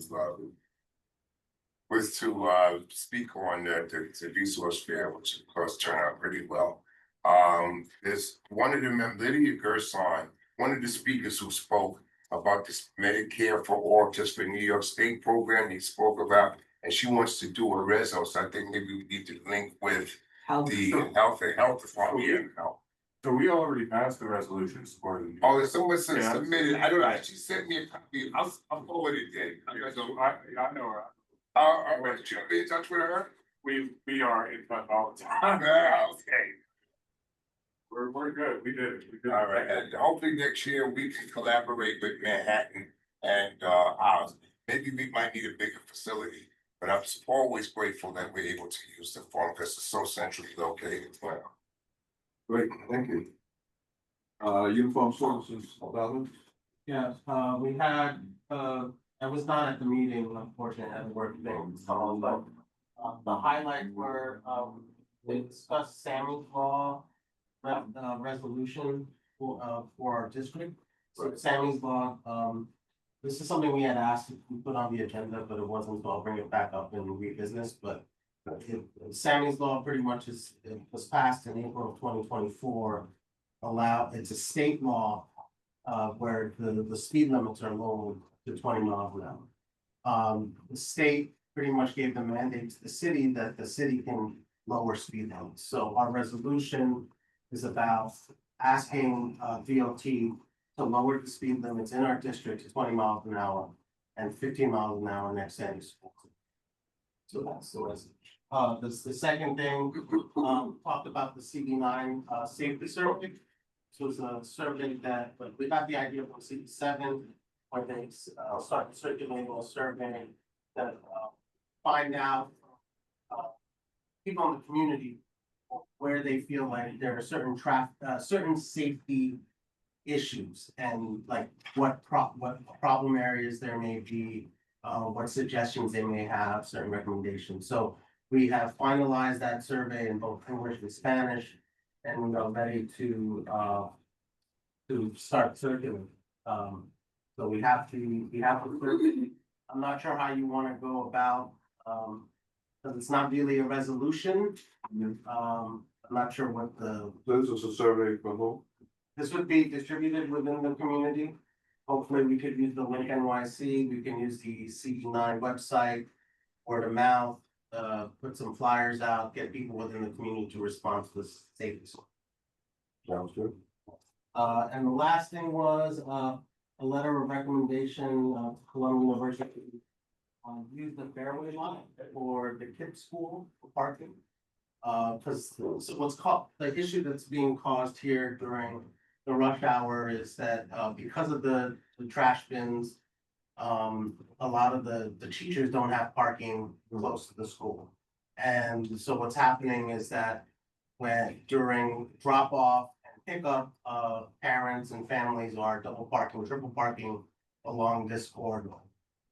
So, and one of the reasons is that the teachers are taking up all the street parking, but there's very limited street parking in this area. So they were asking for another area where parking could be made available. And right now, there's a huge lot over there not being used. Right. So we're gonna ask Columbia to see if they would open that up. Actually, I think we tabled that, right? Yeah, we take. Yeah, so Yeah, I'm just saying we discussed it. because We they, didn't discuss yeah, everything. the teachers need to ask Columbia first before we provide a letter of support. Okay. Now, so if the teachers park there, what would they use the street parking for? Would it be no standing or what? I think there would be, it'd be the recommendation from DOT is to have loading zones. Where you kind of can stop, drop off, and then you So go. we did Rezo last month for what, close That on the was street? for the open street, Make it one way. making it one way. One way. One way during. During the morning rush hour. and Yeah, I mean, it's definitely a hazard. We'll have to wait. So we're trying to come up with alternative, Yeah. we're working with Kip and the different schools and that. Sounds good. All right. Strategic planning. Yeah, we meet on the 19th. We had to switch. Okay. Yeah, Dijon was on vacation. All right, Cannabis Task Force. Oh, yes, so, we first wanted to, just inform you guys of the, community grant reinvestment fund application. The deadline was actually extended. It was originally, from May 11th, but now it is extended to May 21st. And this is just a reinvestment, grant for those who have, businesses or the dispensaries. We're looking to have them reinvest, I'm sorry, the, GCRF, which is the, 1 second. Okay, I'll get back to that, but what's happening is that they're committed to reinvesting the cannabis tax revenue into communities that's disappropriately impacted. And we're hoping that the funding is available for 501c3 community group-based organizations that serve in mental health, harm reduction, substance use disorder, housing, and workforce development. These awards range from 50 to 200,000. And again, applicants have up until the 21st as the deadline. To the extent. How are we getting the word out? So, I've been asking you to send it out. And I went, as I said, to youth and education. And they said they've been sharing it, so we've been putting it out there quite often. So Is there hopefully. you targeted any organizations, particularly they think are very with something? I think Grosses would be a good candidate because they're big. I think they have enough capacity and I think they applied the year before. So, And they didn't get it for whatever, if we don't know why, but they're familiar. No, can you then, that will. Yeah, so actually, I've got a meeting with development of Rosas. You do? So, yeah, Okay. but also this would be a great one for Garden Riverside if we try to get something uptown. So I'll buzz them in the morning. Oh, yeah, we should have shared it. Oh, we can share it with the gentleman. Yeah, if you want to do it, or I can do it, yeah. Wait, for who? They have a limit, I mean, they have a target that you have to be working with. you're talking about the grant itself. Yes. No, yes. There are nonprofits that are in communities that disproportionately justice impact. Working with young people Uh-huh. from a particular age to another age. Right. That's it. That's their target. That's their target, so it's not just anybody that. Right, so it's very clear when you go to the website, what the criteria is, and we just wanna encourage people and keep pounding and telling them to apply. The money is there. That's one thing. Okay, and very, yeah, we real quick. So finally, we also had a potential applicant, Mr. Randy Vasquez, who is looking to open up a dispensary at 1342 Amsterdam Avenue. so we have two action items, not to be rude to cut Shante off.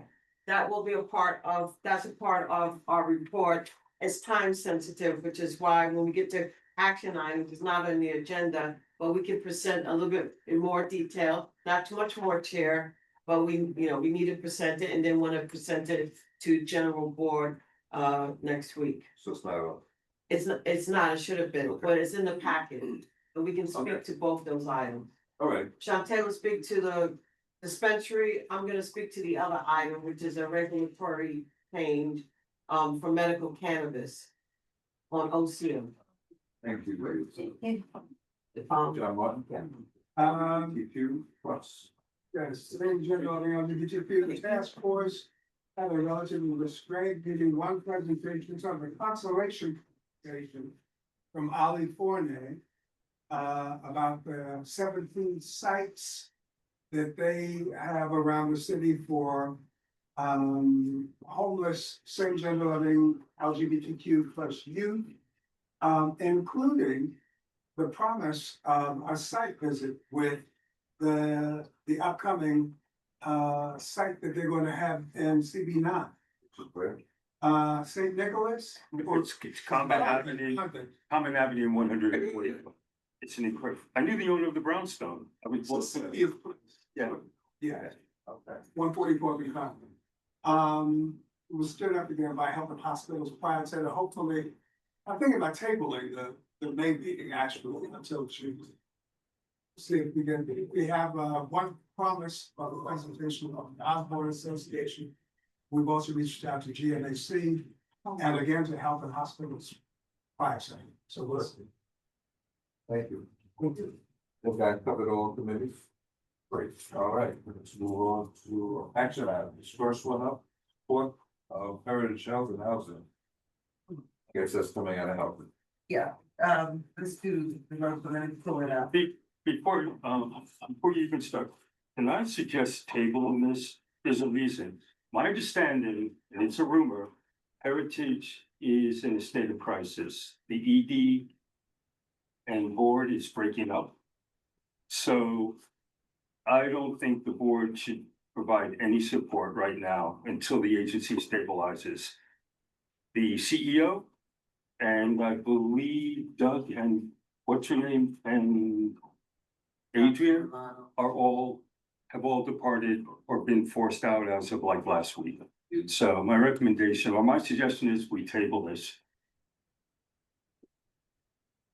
Well, they did indicate, that grant is. Says you voted on. They don't need this until sometime in June, so it does give us a little time. I'd ask them to not come in late because in previous months and years they have been. So technically it could, but we don't know what, rather than this, it's not hearsay, something is going on. However, we don't know what they have in place to continue. That doesn't mean that doesn't survive, you know. So there's a motion to table this. Yes. On the floor. Second one. Yeah. All right. Okay, all in Hey. favor? Ted, you had something? Yes, I was just going to say that it's non-debatable, so. Okay. So it's tabled at this time, right? Thank you. Can we say tabled until? Further notice? June, where's our executive, let's say at least until our executive, somewhere like June 15th, is it? That- June 1. Yeah, so let's see what happens with the board. Yes, submissions, Yes, we can always table it again. Yeah. Next exec is June 11th. June 11th. That's fine. So table Good. June 11th. Got it, thank you, Ted. All right. Can I make one suggestion regarding Heritage? No matter what they do, I think whoever is the interim or whatever needs to come to the executive committee and talk about the future. Yeah. Yes. Make note of that. There is stuff going on behind the scenes. So you're saying from my president, something like? Yeah. Yeah, I'll be in contact with them to see. There's several people left. Well, I got some emails from them, wanting to hit, go ahead. All right, so we'll put that down. All right, moving on. All co-op and HCC preservation. Yeah, so it's a letter of support coming from Harlem Coalition for Aging in Place and Affordable Dignity.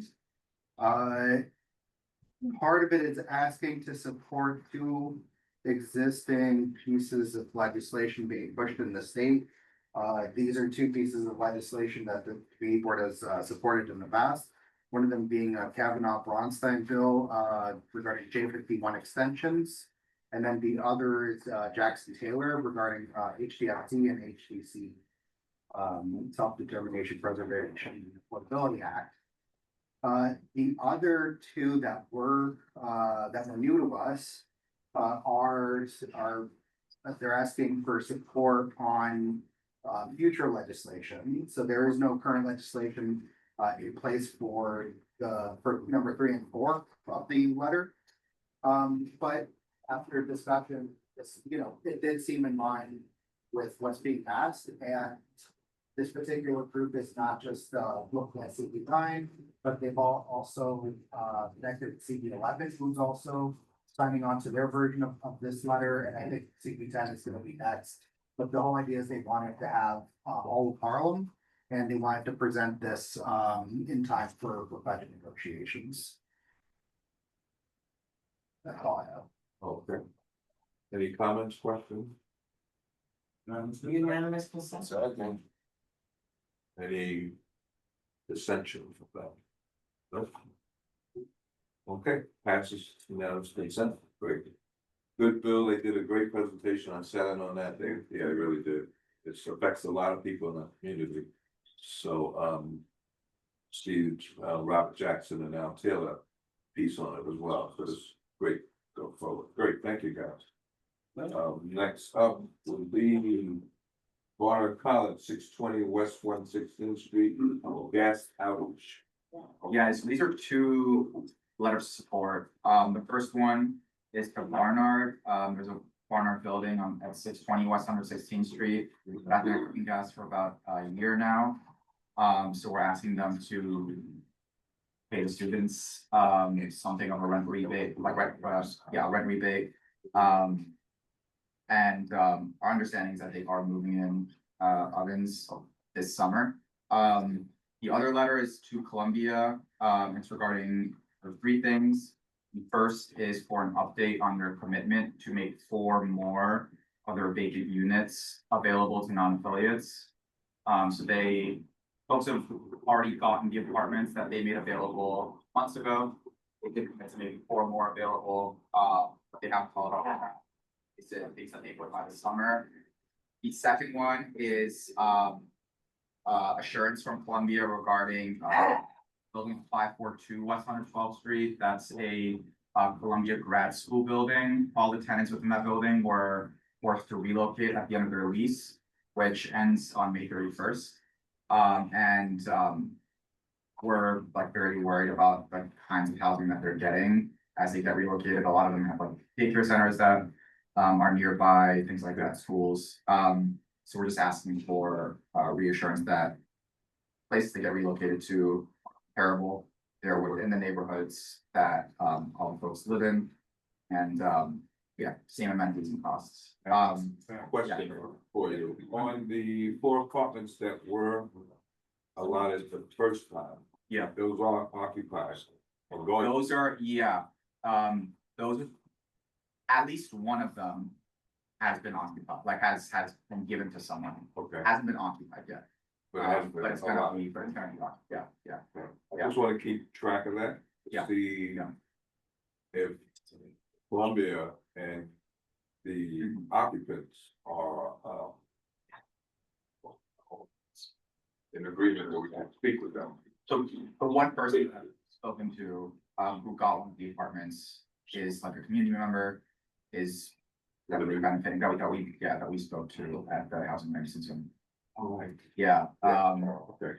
but MHCC met with the folks at Columbia yesterday, but I haven't gotten in touch with them today. All right. I mean, that would be a great story for us to promote that Columbia came through with their, one of the benefits and the giving back. They got great apartments. Great apartments and like And great. very low rent, like very great, and the rent stabilized leases. Right. So it's been really awesome. That would be, they yeah. should embrace that totally. They should, their They've been excited, reputation. yeah. Helps. Yeah, the last thing really quick is there are 300 units in Morningside Heights that are Columbia owned that are rent stabilized and given up and have been occupied by non-affiliates for a very long time. We've had some conversations with non-affiliates and are worried that some of them might not actually have rent stabilized leases. So part of the letter is just asking for the clarification. Any questions on what you heard? Second. So we got 2 letters, one for Barnard, one for Columbia. Unanimous consent to both? the vote? Second. Any concerns? This, okay, so. Got a second to the vote pass, great. Good stuff. Now? Okay. There's a resolution that we also have in the health committee, it didn't make it into the agenda, so. Okay, we bring it up now? Sure. Okay, all right. So this resolution was, related to the No More 24 campaign. So as folks may be familiar, essentially, there's more than 200,000 home care workers, so providing support to folks who, don't have the ability to care for themselves. they are essentially forced by insurance companies and by the home care agencies to work 24-hour shifts. For those 24-hour shifts, because technically, according to the law, they're supposed to be given 8 hours off for uninterrupted sleep and 3 hours of like rest time. Neither of those things are happening, but because they're technically allowed, because that's technically what they're supposed to be given, they're only actually being paid for 13 of the 24 hours that they're working, even in cases where they're, working full through the night without any sleep whatsoever. And so recently, these home care workers, so they went on they had a sit-in campaign last year to get the city council speaker to advance this bill, and they actually went on a hunger strike earlier this month and last month, getting the city council speaker, Governor Hochul, and Mayor Mamdani to advance a bill that would put an end to the 24-hour workdays for home care workers, and reduce the shifts to 12 hours, for which they would be paid for the entirety of the 12 hours. So this is a campaign that they've been working on for years now, and they're trying to get it advanced, and so they're asking for support. Do they have a union? No, I mean, so there are unions of folks who are home care workers, but the entire, all home care workers are not necessarily. They're very organized. Incredibly organized, and they, this is essentially the case. It's like, one of the, I would say, sort of disingenuous arguments that people would make against sort of the banning of this 24-hour workday is that they would say that, well, some people want to work 24 hours a day. And essentially, this is, I think of it as analogous to like minimum wage law, where if you don't set a minimum wage, then like every corporation will pay as little as possible, and just make the argument, well, some people want to work for $3 an hour. Why would we stop them from working for $3 an hour? So unless we set a standard like we've done, in the 1930s, in the 1940s, during the labor movement, like we're not going to get the standard that we want. So the resolution is in support of them being paid for 24 hours? Yeah, the resolution is in support of bill intro 303, that would be the abolition of the 24-hour workday, the city council bill. And it's also in support of a state legislation to the same effect. So So they wouldn't work 24 hours, but what does the bill want now? yeah, so the maximum shift would be a 12-hour shift. Okay. Yeah, for which they would be paid for 12 hours. That is it. Exactly. I was just saying, can you imagine how it's affecting the actual care? Sure. Exactly. Exactly. And we didn't get into that, but yeah. Yeah, if you're working 24 hours a day, like 24 hours of sleep deprivation is the equivalent to working with a blood alcohol level of about 10%. So they're a danger to the people. Yeah. Especially home care. Well, if you remember a couple months ago, the second board meetings, when I talked about tethering minimum wage to a district appropriate living wage, and also the economic growth, it was to prevent these kind of injustices. So that's a great thing for proposed bill, obviously, support them in the interim, also positive level. And thank you for this, because as a flight attendant who has a lot of hours that we don't get paid for. Yeah. This is something y'all might hear about. Is it calling us, I can write it down? So the bill is called intro 303, no more 24. That's great. Great. I even like the name. I heard unanimous consent. I heard. Yes. Second, any dissension? Questions? Great, none, okay. That passes. Canvas? Yeah. We have to, why don't you start with the letter? The letter for the new dispensary. Yes. Okay.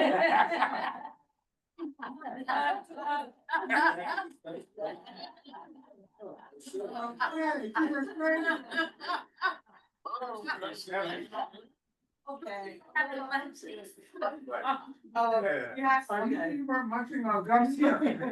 I have had to know. Okay. Just let them read the parts for why and all, is it? What is this? It's not, we're having a discussion here, the goal is to, then I believe presented at the general meeting. But we had our cannabis task force meeting, we had a new dispensary covered percent. We just wanted to share the highlights from the meeting and the position that the task force took, which was to support the establishment. Yeah, and it was 4 key things. So you're gonna ask at general board for the Yeah, body to support? yeah, we wanted to share here and ask, to move forward with presenting it at the general meeting, saying that we would support. It's a direct vote to put it on the agenda. So it is, but we wanted to, It's a letter of support. it would be a letter of support, but we didn't present it that way because we wanted to present it here first. Make sure everybody was in agreement and we'll set it up as a LOS, but it is a letter of support. Okay. Okay, so these are the 4 points, right? Oh, I'm sorry, so this is the applicant that we were discussing about the new location or potential location at 1342 Amsterdam. And during the presentation, Randy Vasquez shared that he is a legacy operator who has a card license. He did present a thorough security plan and a desire to support local community organizations by providing education, grant support to local activities, and making hiring from the West Harlem community a priority. One of the things that Monique and I, especially wanted to touch bases with, and was a concern for me, was the educational experiences that they're employing for the dispensaries. Like, what are the courses or classes, or what type of educational tools are you using to have your employees working at the dispensary?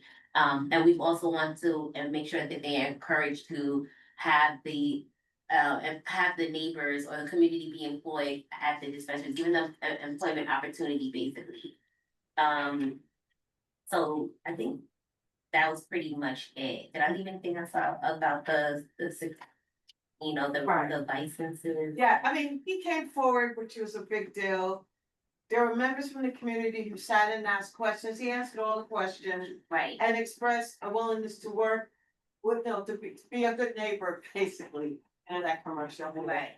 And he even expressed wanting to use some of the funds, which I don't know if he can do, but to provide support to some of the other local organizations, particularly that might be providing services to young people, if you recall. And the bottom line is about providing education to our young people so that those who are not of age don't end up consuming, and just general education in terms of people in the community being better informed. And he is on the corner of 125th, not far, right next to the Dunkin' Donuts. He's on the business area. So I mean, we had a discussion and we were supportive of him moving forward and being established there. So we're just giving you the highlights to let you know the task force supports him getting his license. So he wants to educate the community youth. This is a license, potential license. It's a. Wait a minute, so educate the youth to not use substances, that was. Right. Prevention Prevention, messaging, not to use, because that's a whole other issue. And also just make those who are of age aware. The dangers of using it. Yeah. Oh, but he still wouldn't sell it though. Yeah, the legal. Don't have an issue with that, I have an issue with it. Well, Sounds- that's what it sounds I'm funny. offering, like, to educate them on, the pros and the cons, well, really for the young people, you have time to wait, you know what I mean? Look, and I'm sure he's not gonna say, hey, guys, come over here, let me just teach you something. I mean, it's more of, if you have youth that come across you, you know what I mean? You wanna be able to be a good community or citizen and let them know, like, these are the. They were good. They were good presenters. It just sounds funny. It's great. Oh, no, this percentage is terrible. The formal letter will be set up to be sent to OCM. This is due With before. the application or separate? Separate. It will be the usual letter. Don't buy. The letter is due before the end of this month. That's why we're presenting it. Yeah. Yeah. A letter of support. We want to propose supporting the establishment of the dispensary. Unanimous This consent. is the actual letter of support. That is not the actual letter. You will run that for general board. Yes. We will. But we're gonna bring to the meeting. Unanimous consent. So we're approving You're gonna have the actual physical. letter. No, We'll have no, Monkey, to say now. we have the actual. There's a format that has to be used. We didn't use the format because we know we were gonna go to the general meeting. I didn't wanna waste time setting up a letter, knowing that you. Whatever goes to general, items is public hearing. Whatever you're gonna show them. They need to say everybody. Yeah. That's what they're. They just discussed it here. Right, we just discussed it. Basically, everything in this letter is here. The only thing I didn't include is the template that, So this is the basic. this is the basic. Right, right, Yeah, yeah. just those 4 points. Right, I was trying to be expedient. Alright. Unanimous consent. Completed Yeah, letters, you said we unanimous included in the consent package. 2 minutes ago. Right. That's right, I'll send it to you, now that we had a discussion. Okay, the next item, really quickly, is in your packet. It's 4 pages. Excuse me, can I just add one thing? I'm sorry, I yes. really like what this guy was saying. Perhaps you could document this, and when other folks are coming to you, we would like you to do X, Y, and Z as well. Whatever those 4 points were that you were so enamored of it, like just say like this would be good for you to establish and when you're opening your dispensary as well. Like, I don't know, points of encouragement or, you know, things that you would recommendations. Yeah, I mean, we can, I mean, yeah, definitely, there were key things he said, and he knew how to present. And yeah, those are things that we look for, so, yeah. What are you looking for? No, it's, yes. Yeah, okay, so the next item is addressed to OCM, it's something different, it's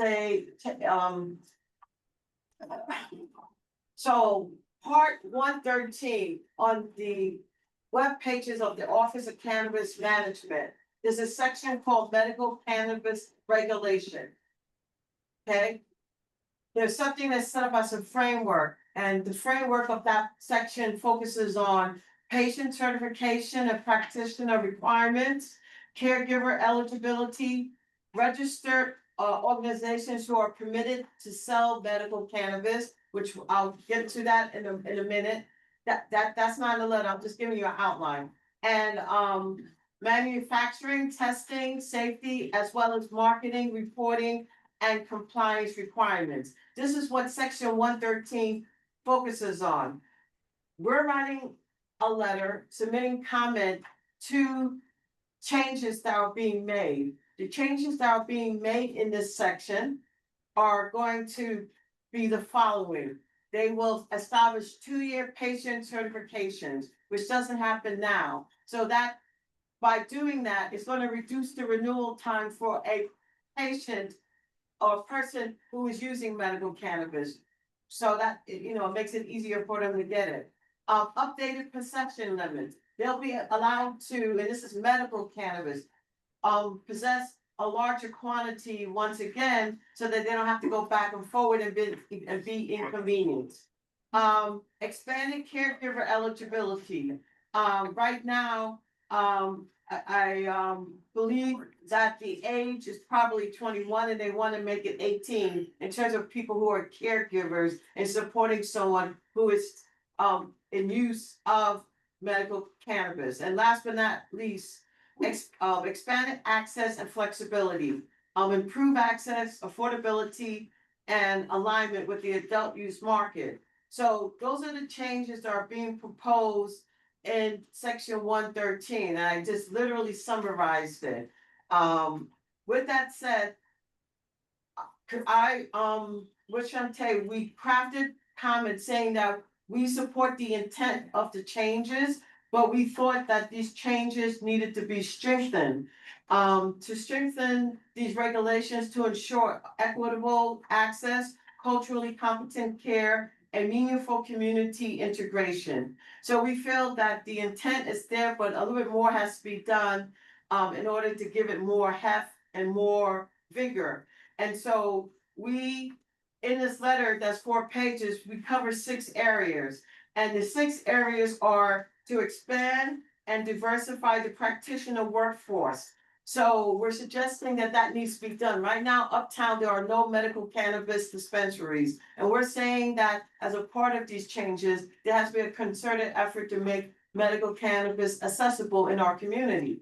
Address affordability barriers. We're saying that while they're doing these things, affordability can be a challenge. And we're suggesting that they need to look at making it affordable. Strengthen, community-based access, which is another area that we're recommended that they focus on. Integrate medical cannabis into whole person care. Basically align with primary care, behavioral health, pain management systems. And also providing clinical guidance for safe and coordinated use. Maintain patient-centered medical framework. The patient should always be at the center of anything that's being done. And we're just saying, once again, that that's something that as they are doing these regulations, that this is something that will help to strengthen it. And then last but not least, in section area 6, improve data transparency and accountability. Basically, reporting, utilization from the places that are permitted to sell medical cannabis. We want to have a better understanding of how it's being distributed.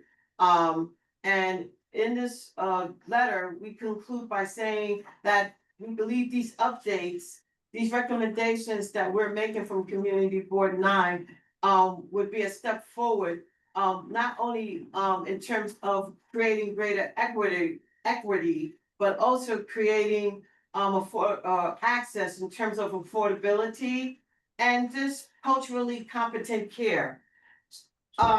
So we're in submitting this letter, these are recommendations that we're making on top of what they're already doing to strengthen the regulations and things that they are putting forth.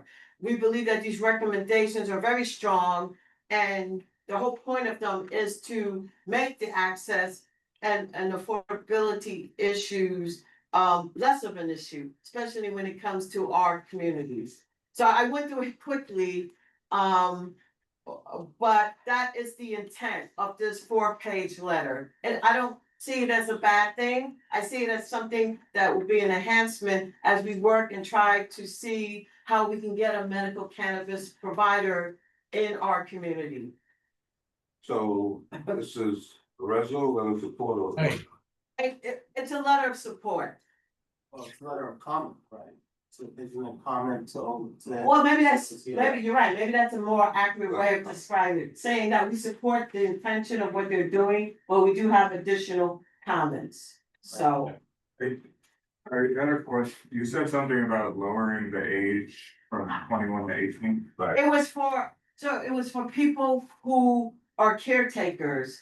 I think because in our community, I guess having access to someone who is able to provide care, we wanted to be able to look at and broaden the scope in terms of who might be available to care for the person who is using the product.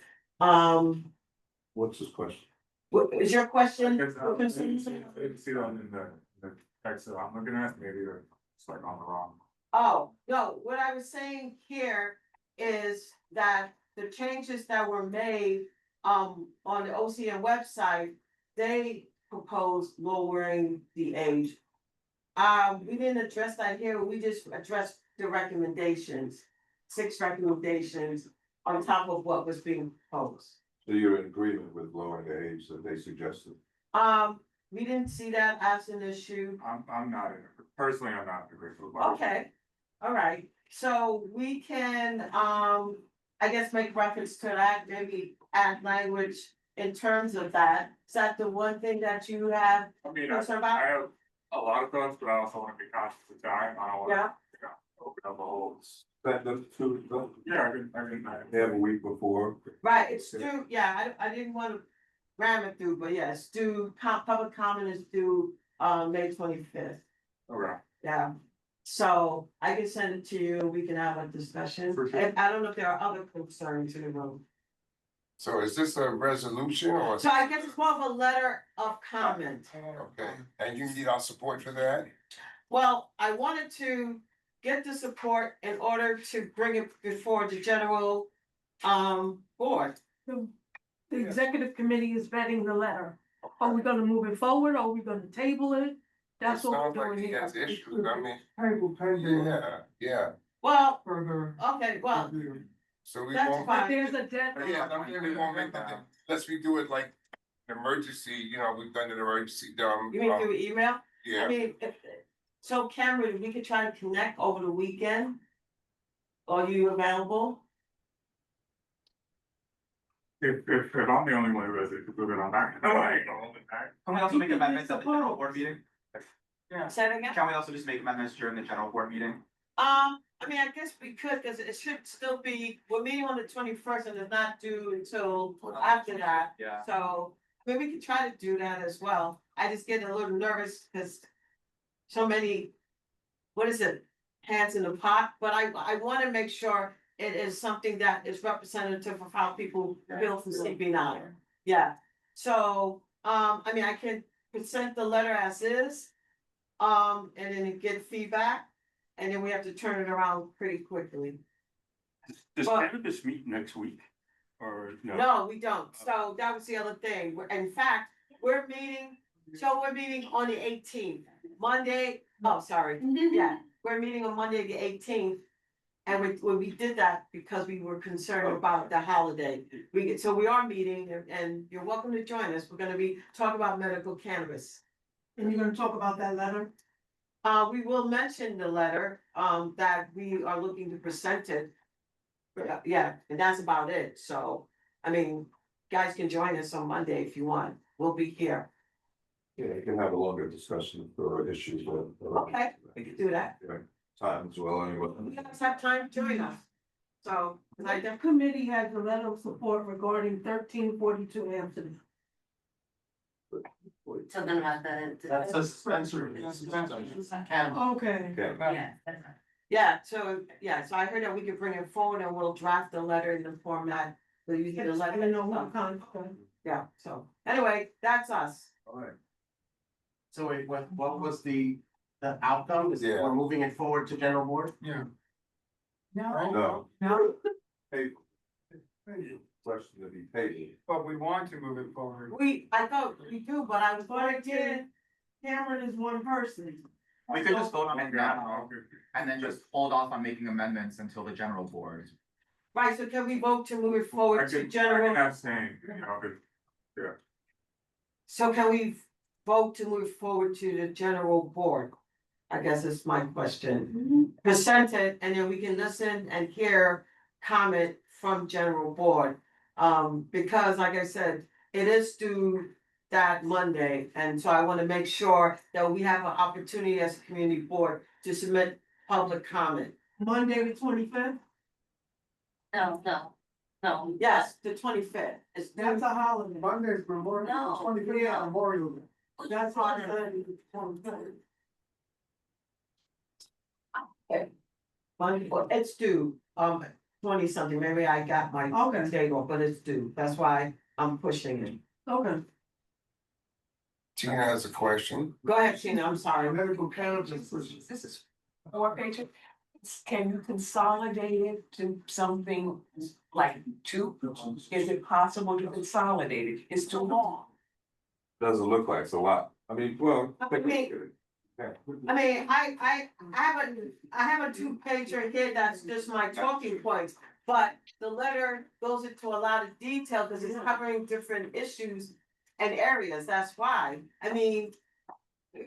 Yeah, It look like to do 2, 3 maybe. Or the 4. This is 3.5. Backside. 3.5, right. Well, take a look. So we need to vote to move it forward, correct? that's what I'm hoping for, but. Okay. I mean, I could try to squeeze it and make it smaller, but that's not going to necessarily Vote. remove the content. So moved. Vote to move it forward. Yes. Abstain. Abstain. All in favor? It was second. So it's one abstention. Oh, I said that. One abstention and whatever the numbers are. Okay, Okay, so it moves forward to general board, you make some changes. yeah, Maybe you, Yeah, actually, this was from the previous resolution that we were talking about home care workers. Maybe forgot to mention this, but the vote on the bill is actually tomorrow. Oh. So I was gonna put a request for the executive board to do the sort of ratification, like the process that we do when we need to expedite. Would we be The able to? do that? executive board will act on behalf of the full board, and it'll be ratified at the general board. okay. Thank you. when does it do? The vote is tomorrow. Yeah, So do we it's have Friday. to, Close of business? Sorry. Is it close of It's, the business? vote is during the day, so, Oh, I thought they had to be more tonight. yeah, if you can. I know, they did not give us, the timing was not phenomenal. All right. I can send you all the, Right? all the votes that would be appropriate. So it's format, you have to format it differently than it is now. Well, I have to put our blurb in it, Yeah, due to time constraints, the executive committee of managing the board, blah, blah, blah. And then, I'll do that, Cameron, it's not a problem, I'm just saying, you need it in the morning, it'll be done, for that's sure, all. appreciate it. But we need to get out of here now. Second, you gotta just gonna say. All right, moving on. oh, wow. Let's Samuel's Law, the resolution for Samuel's Law. Samuel's Law? Yeah. If you have it to show on the screen, you sent it to the. Yeah, I sent it on district office, Tuesday. I think, Tuesday? Tuesday, yeah. So you guys should have the text. But it wasn't in the packet. Oh. Asking me? No, Oh. we sent it. We sent it. It just didn't show up on the agenda. You sent it on Tuesday, you said? Yeah. Yeah. So here's, just a reminder. When the agenda goes out, you don't see your document on there, Yeah. let, you know, Yeah, office I know. let you know that, didn't I? You did, but I don't know anything about it, like, but even beforehand, you thought this is part of the package, let me know. Yeah, Yeah, because. You addressed it directly to me? yeah, let me share. Yeah, it was to you, Akil and National. Okay. Well, So then, here's the email that I sent. And here is the resident. And it was voted on unanimously. Yeah. By- I can make it there. oh, thank you. So this is at Sammy's Law? Yeah, so Sammy's Law is the state law, that essentially gives New York City quote unquote home rule on the speed limits on, our streets. And essentially, tailored to our district, our area. The last 5 years, there have been 11 traffic fatalities, 2 in 2025. I think there was 1 so far in 2026.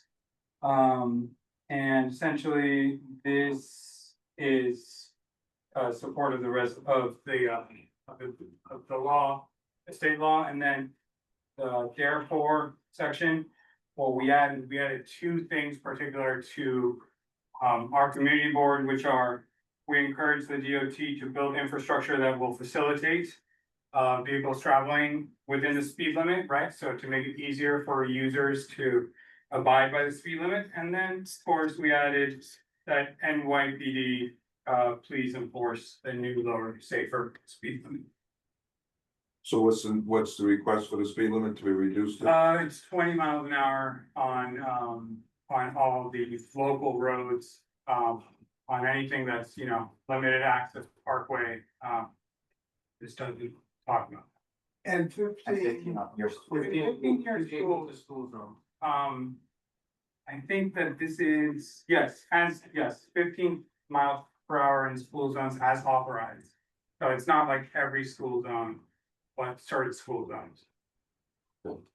Unanimous consent. Second. I abstain. I abstain. I abstain. I abstain. Little comment, I get it, I'm a bike rider, I'm a driver, but 20 is, I ride my bike 20 miles an hour. So that's really slow. One of the concerns we've had, we trying to get someone to do a study, is pollution in the area, right? Because we have since congestion pricing, they're all great about less pollution downtown. But as you saw this week in the Bronx, pollution has gone up. So I'm trying to reach out to Columbia to say, if it's gone up there, I know it's going up here because I see the people circling, they come across the bridge, they circle for parking and circle, and while they're circling, we're breathing that. So, Sure, I don't see the correlation. Yeah, with your argument and the speed limit. because I'm driving slow, so I'm driving longer. Yeah, but it's this is a safety thing. This is a safety It's about eliminating deaths on the street. Okay, I'm entitled to my opinion, that's it. So the faster a vehicle goes and hits someone, Why did you? the more likely that person is going to be severely injured or die. I get it. And the more air I just- pollution people internalize, the higher the deaths, right, term. Actually, I'd like to check my vote right now, please. Okay, wait, so. So why don't we do a roll, motion? Okay. So this is, a resolution, Yeah. okay, Sandy Claw, Yeah. Right. okay. Can I ask a question before we? Oh, yeah, that's why I was trying, This is citywide. So it's been- Or is it just community wide? So here's the thing, so this is, a resolution saying that we support the state in lowering, the speed limit citywide. If that's what the city wants to do, if the city wants to not lower the speed limit in CB9, they don't have to, it's up to the city, it's up to the city DOT. So we're just saying that we support the idea of lowering the speed limit. But whatever bill this is. No, it's not by community, it won't be by community board. Okay, it can be, it's up to the DOT. If they wanna do it citywide, they can do it citywide. If they wanna select certain spots that are more problematic, that's what they can do. yeah, okay, so, Joyce? Abstain. Walter? Abstain. Okay, Cameron? Yes. Felipe? Yes. Victor? Thank John Martin? Yes. Michael? Yes. Okay. Monique, yes. Laquita? Abstain. Chris? Yes. Tina? Abstain. Well, she left. Solomon? Yes. And David? Yes. Mateen? Abstain. Okay. And Alex? Did you vote? Yeah. Monday? Yes, I did. Okay. I got 8 yeses. Michael has a question. And what about Ted Kovalev? Yeah, what about Ted? Yeah.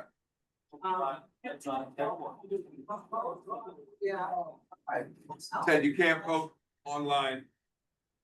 It's not exempt for. He's not exempt from either. It's not a kosher. I'm sorry, Michael, did you have a question? It can wait, I was just gonna say, maybe if, depending on how the general board goes, maybe we can amend this in some way so that we, pass a version of this that. Is in favor of the 15-mile-per-hour school, zone. Right, cause I was gonna ask. That feels like not even up for, I mean. Right, it should be okay, 15 so, miles per hour. right now, I mean, if I did the math right, I don't know, my second set of eyes, you didn't tell me, but I got six, abstentions. Yes, 8 yeses and 1 no. Yeah. So it looks like that it would be passed on to the, we looking to pass this to the general? To the general. Right. So. Point of order, you have a lot of abstentions that have to be counted into the total. How many abstentions do you have? 6-10. Okay, so in other words, it comes out 8 to 7, okay. Right, 7-10. Okay. It is high, but. And then, can I make a new, a point of new business? So Judith Desiree, who came on earlier, Yes. she was asking for a letter of support. She emailed me a letter of support. I can present it now and we can, Which was, okay, so Judith Desiree works with Uptown, Good Food and Turnkey Marketing, and she's applying for a grant. And so she basically is trying to distribute, letter of support for. for her, I'll share. Unanimous consent. Unanimous. Unanimous. Oh, chair. For her Unanimous consent. Thank you. We heard what she said. Yeah. It's just a formality. Yeah. I'll send you the letter. Chair, Send it to me, Felipe. the letter that was drafted for the plaza, which is in your packet, the one where we wanted to ask what was going on and what is the deadline or timeline for the repairs On 145th Street. on 125th Okay. Harlem State Office Building. Right, Is that something that we want to present forward at the general meeting as well? The letter is in your packet as it will be presented. is it? It isn't it? I was asked to draft the letter after we met last month, which I did. Okay, But it's sort of a moot point, right? The benches Is are it back. moved? Cause I mean, something is being done, but we don't know anything. But I thought the impetus was to the benches. Well, nobody was saying anything. Nobody gave us any idea of what was happening and when. And nothing happens wrong if we just unanimous consent to move forward, I mean, it Yeah. would be sent, Just send it. right? Yeah, unanimous consent. Yes. Second. right, so, okay, It's okay. that can be presented at the general, but eventually it'll be. If his need is being met, if the benches are coming back. That's Are they? Back, just be back. Why are we doing this? Are they coming back? The benches are installed. You said they're already there. Yes. That's on the table. Then that's fine, it's moved, we won't submit it. That's fine. Yeah, what's happening? were there any other repairs being done besides the bench? The statue, they're doing a statue again too. I just saw a statue. So that's in progress. That's part of it, yes. So the main concern was the bench. Well, Jordan Wright mentioned that at the board, you remember? I asked Jordan him- did tell us about it. Yeah. He said he didn't know anything. No, he said they were retiring, Yeah. Oh, you you know, did say that. yeah. Yeah, it says move. Uh-huh. Okay, So I don't think we need, okay, that's fine, you satisfied? Yeah, alright. I can sit down. I'm sit down a lot. I'm already checking. Some brain power, okay, thank you. But Right. there you go. Thank you, for. Yeah, of course. Yes. We're not, we're not passing. No, I guess we're not. Okay, it's table or, Say, well, say, yeah. Just table, I like that. Table. Table until when? When we say table. I mean, table implies it's gonna be sent at a different time. What I heard you say is that we don't need. We don't to need spend it, it's not. Alright, so it's, It's omitted, it's omitted. It's omitted. okay. No problem. I forgot to ask one thing, if anyone's available on Saturday, at 6:30. And want to help out for the youth event, please come and let me know. Why don't you send something out? To board members, or you think, can you send something to you to, or send? Right. Boy, you ain't gonna sleep tonight, huh? Let's go, look like I'm gonna be Sade. Chair, I cannot speak to the liquor license that was not at the UST meeting. Oh, so maybe Chris or Felipe now. I forgot the status of the liquor licenses. I don't know if the new applicants came. No. Or not. No, Nobody came. no one came. No one came. Table. They don't wanna. Yes, but we wanted to pass We did, the renewal. yeah, we did renew the Wallace, we renewed Uptown, Baylander, Dinosaur, Corporate Chain, Dinosaur, renewal. and the sidewalks. Oh, yeah, we tabled the new liquor license. Yeah, they were the new. Because he did not appear, the proprietor did not appear. Consent. And the other one. And we approved all the renewals, the corporate change, and we approved the sidewalk cafe. Unanimous consent. Second. Okay, so the first two were tabled. Yes. Okay, everything else was unanimous. Was unanimous. No abstentions? No, Making sure, then I'm gonna go check. Question, items 12 and 13. Are those new sidewalk cafes or renewals? Do we know? Well, Broadway food, community food and service, they have to apply every year for sidewalk. So it's not, So community food and juice has added. Yeah, This area is a new establishment.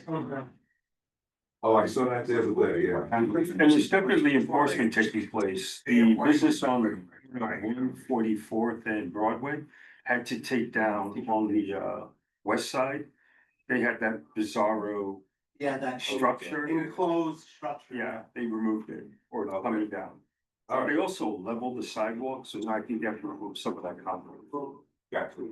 All right, so we had unanimous consent on the other items. Seven through 13. Gotcha. Why is Dinosaur doing a corporate chain phone? They have, so they used to have only 5 owners. It's now like it expands to like 12. Yeah. And now there are a bunch of limited liability corporations. But yeah, it expanded a lot. They have a lot more owners. Just a minor notification, why do they do that? Liability. Spread the liability. Spread the wealth. Yeah, if someone brings after them. Alrighty. Just one thing to do. Any old business? You. Oh. Like you. I'll try some new stuff, okay. Any new, No camera, your thing, Todd. Camera. new business? Any new business? Yeah. Everything? I stopped doing it. All righty, old business none, new business none, motion to adjourn. No move. At 9:14. Thank you, everybody, we got a lot, I think, accomplished. Yeah, we did. Going over a lot of good stuff. This is the business, where I just wanted to let y'all know, last year we had Community Opportunity to Purchase Act, which we passed a resolution in favor of last year. Right. Eric Adams vetoed it last day in August, but we're reintroducing it.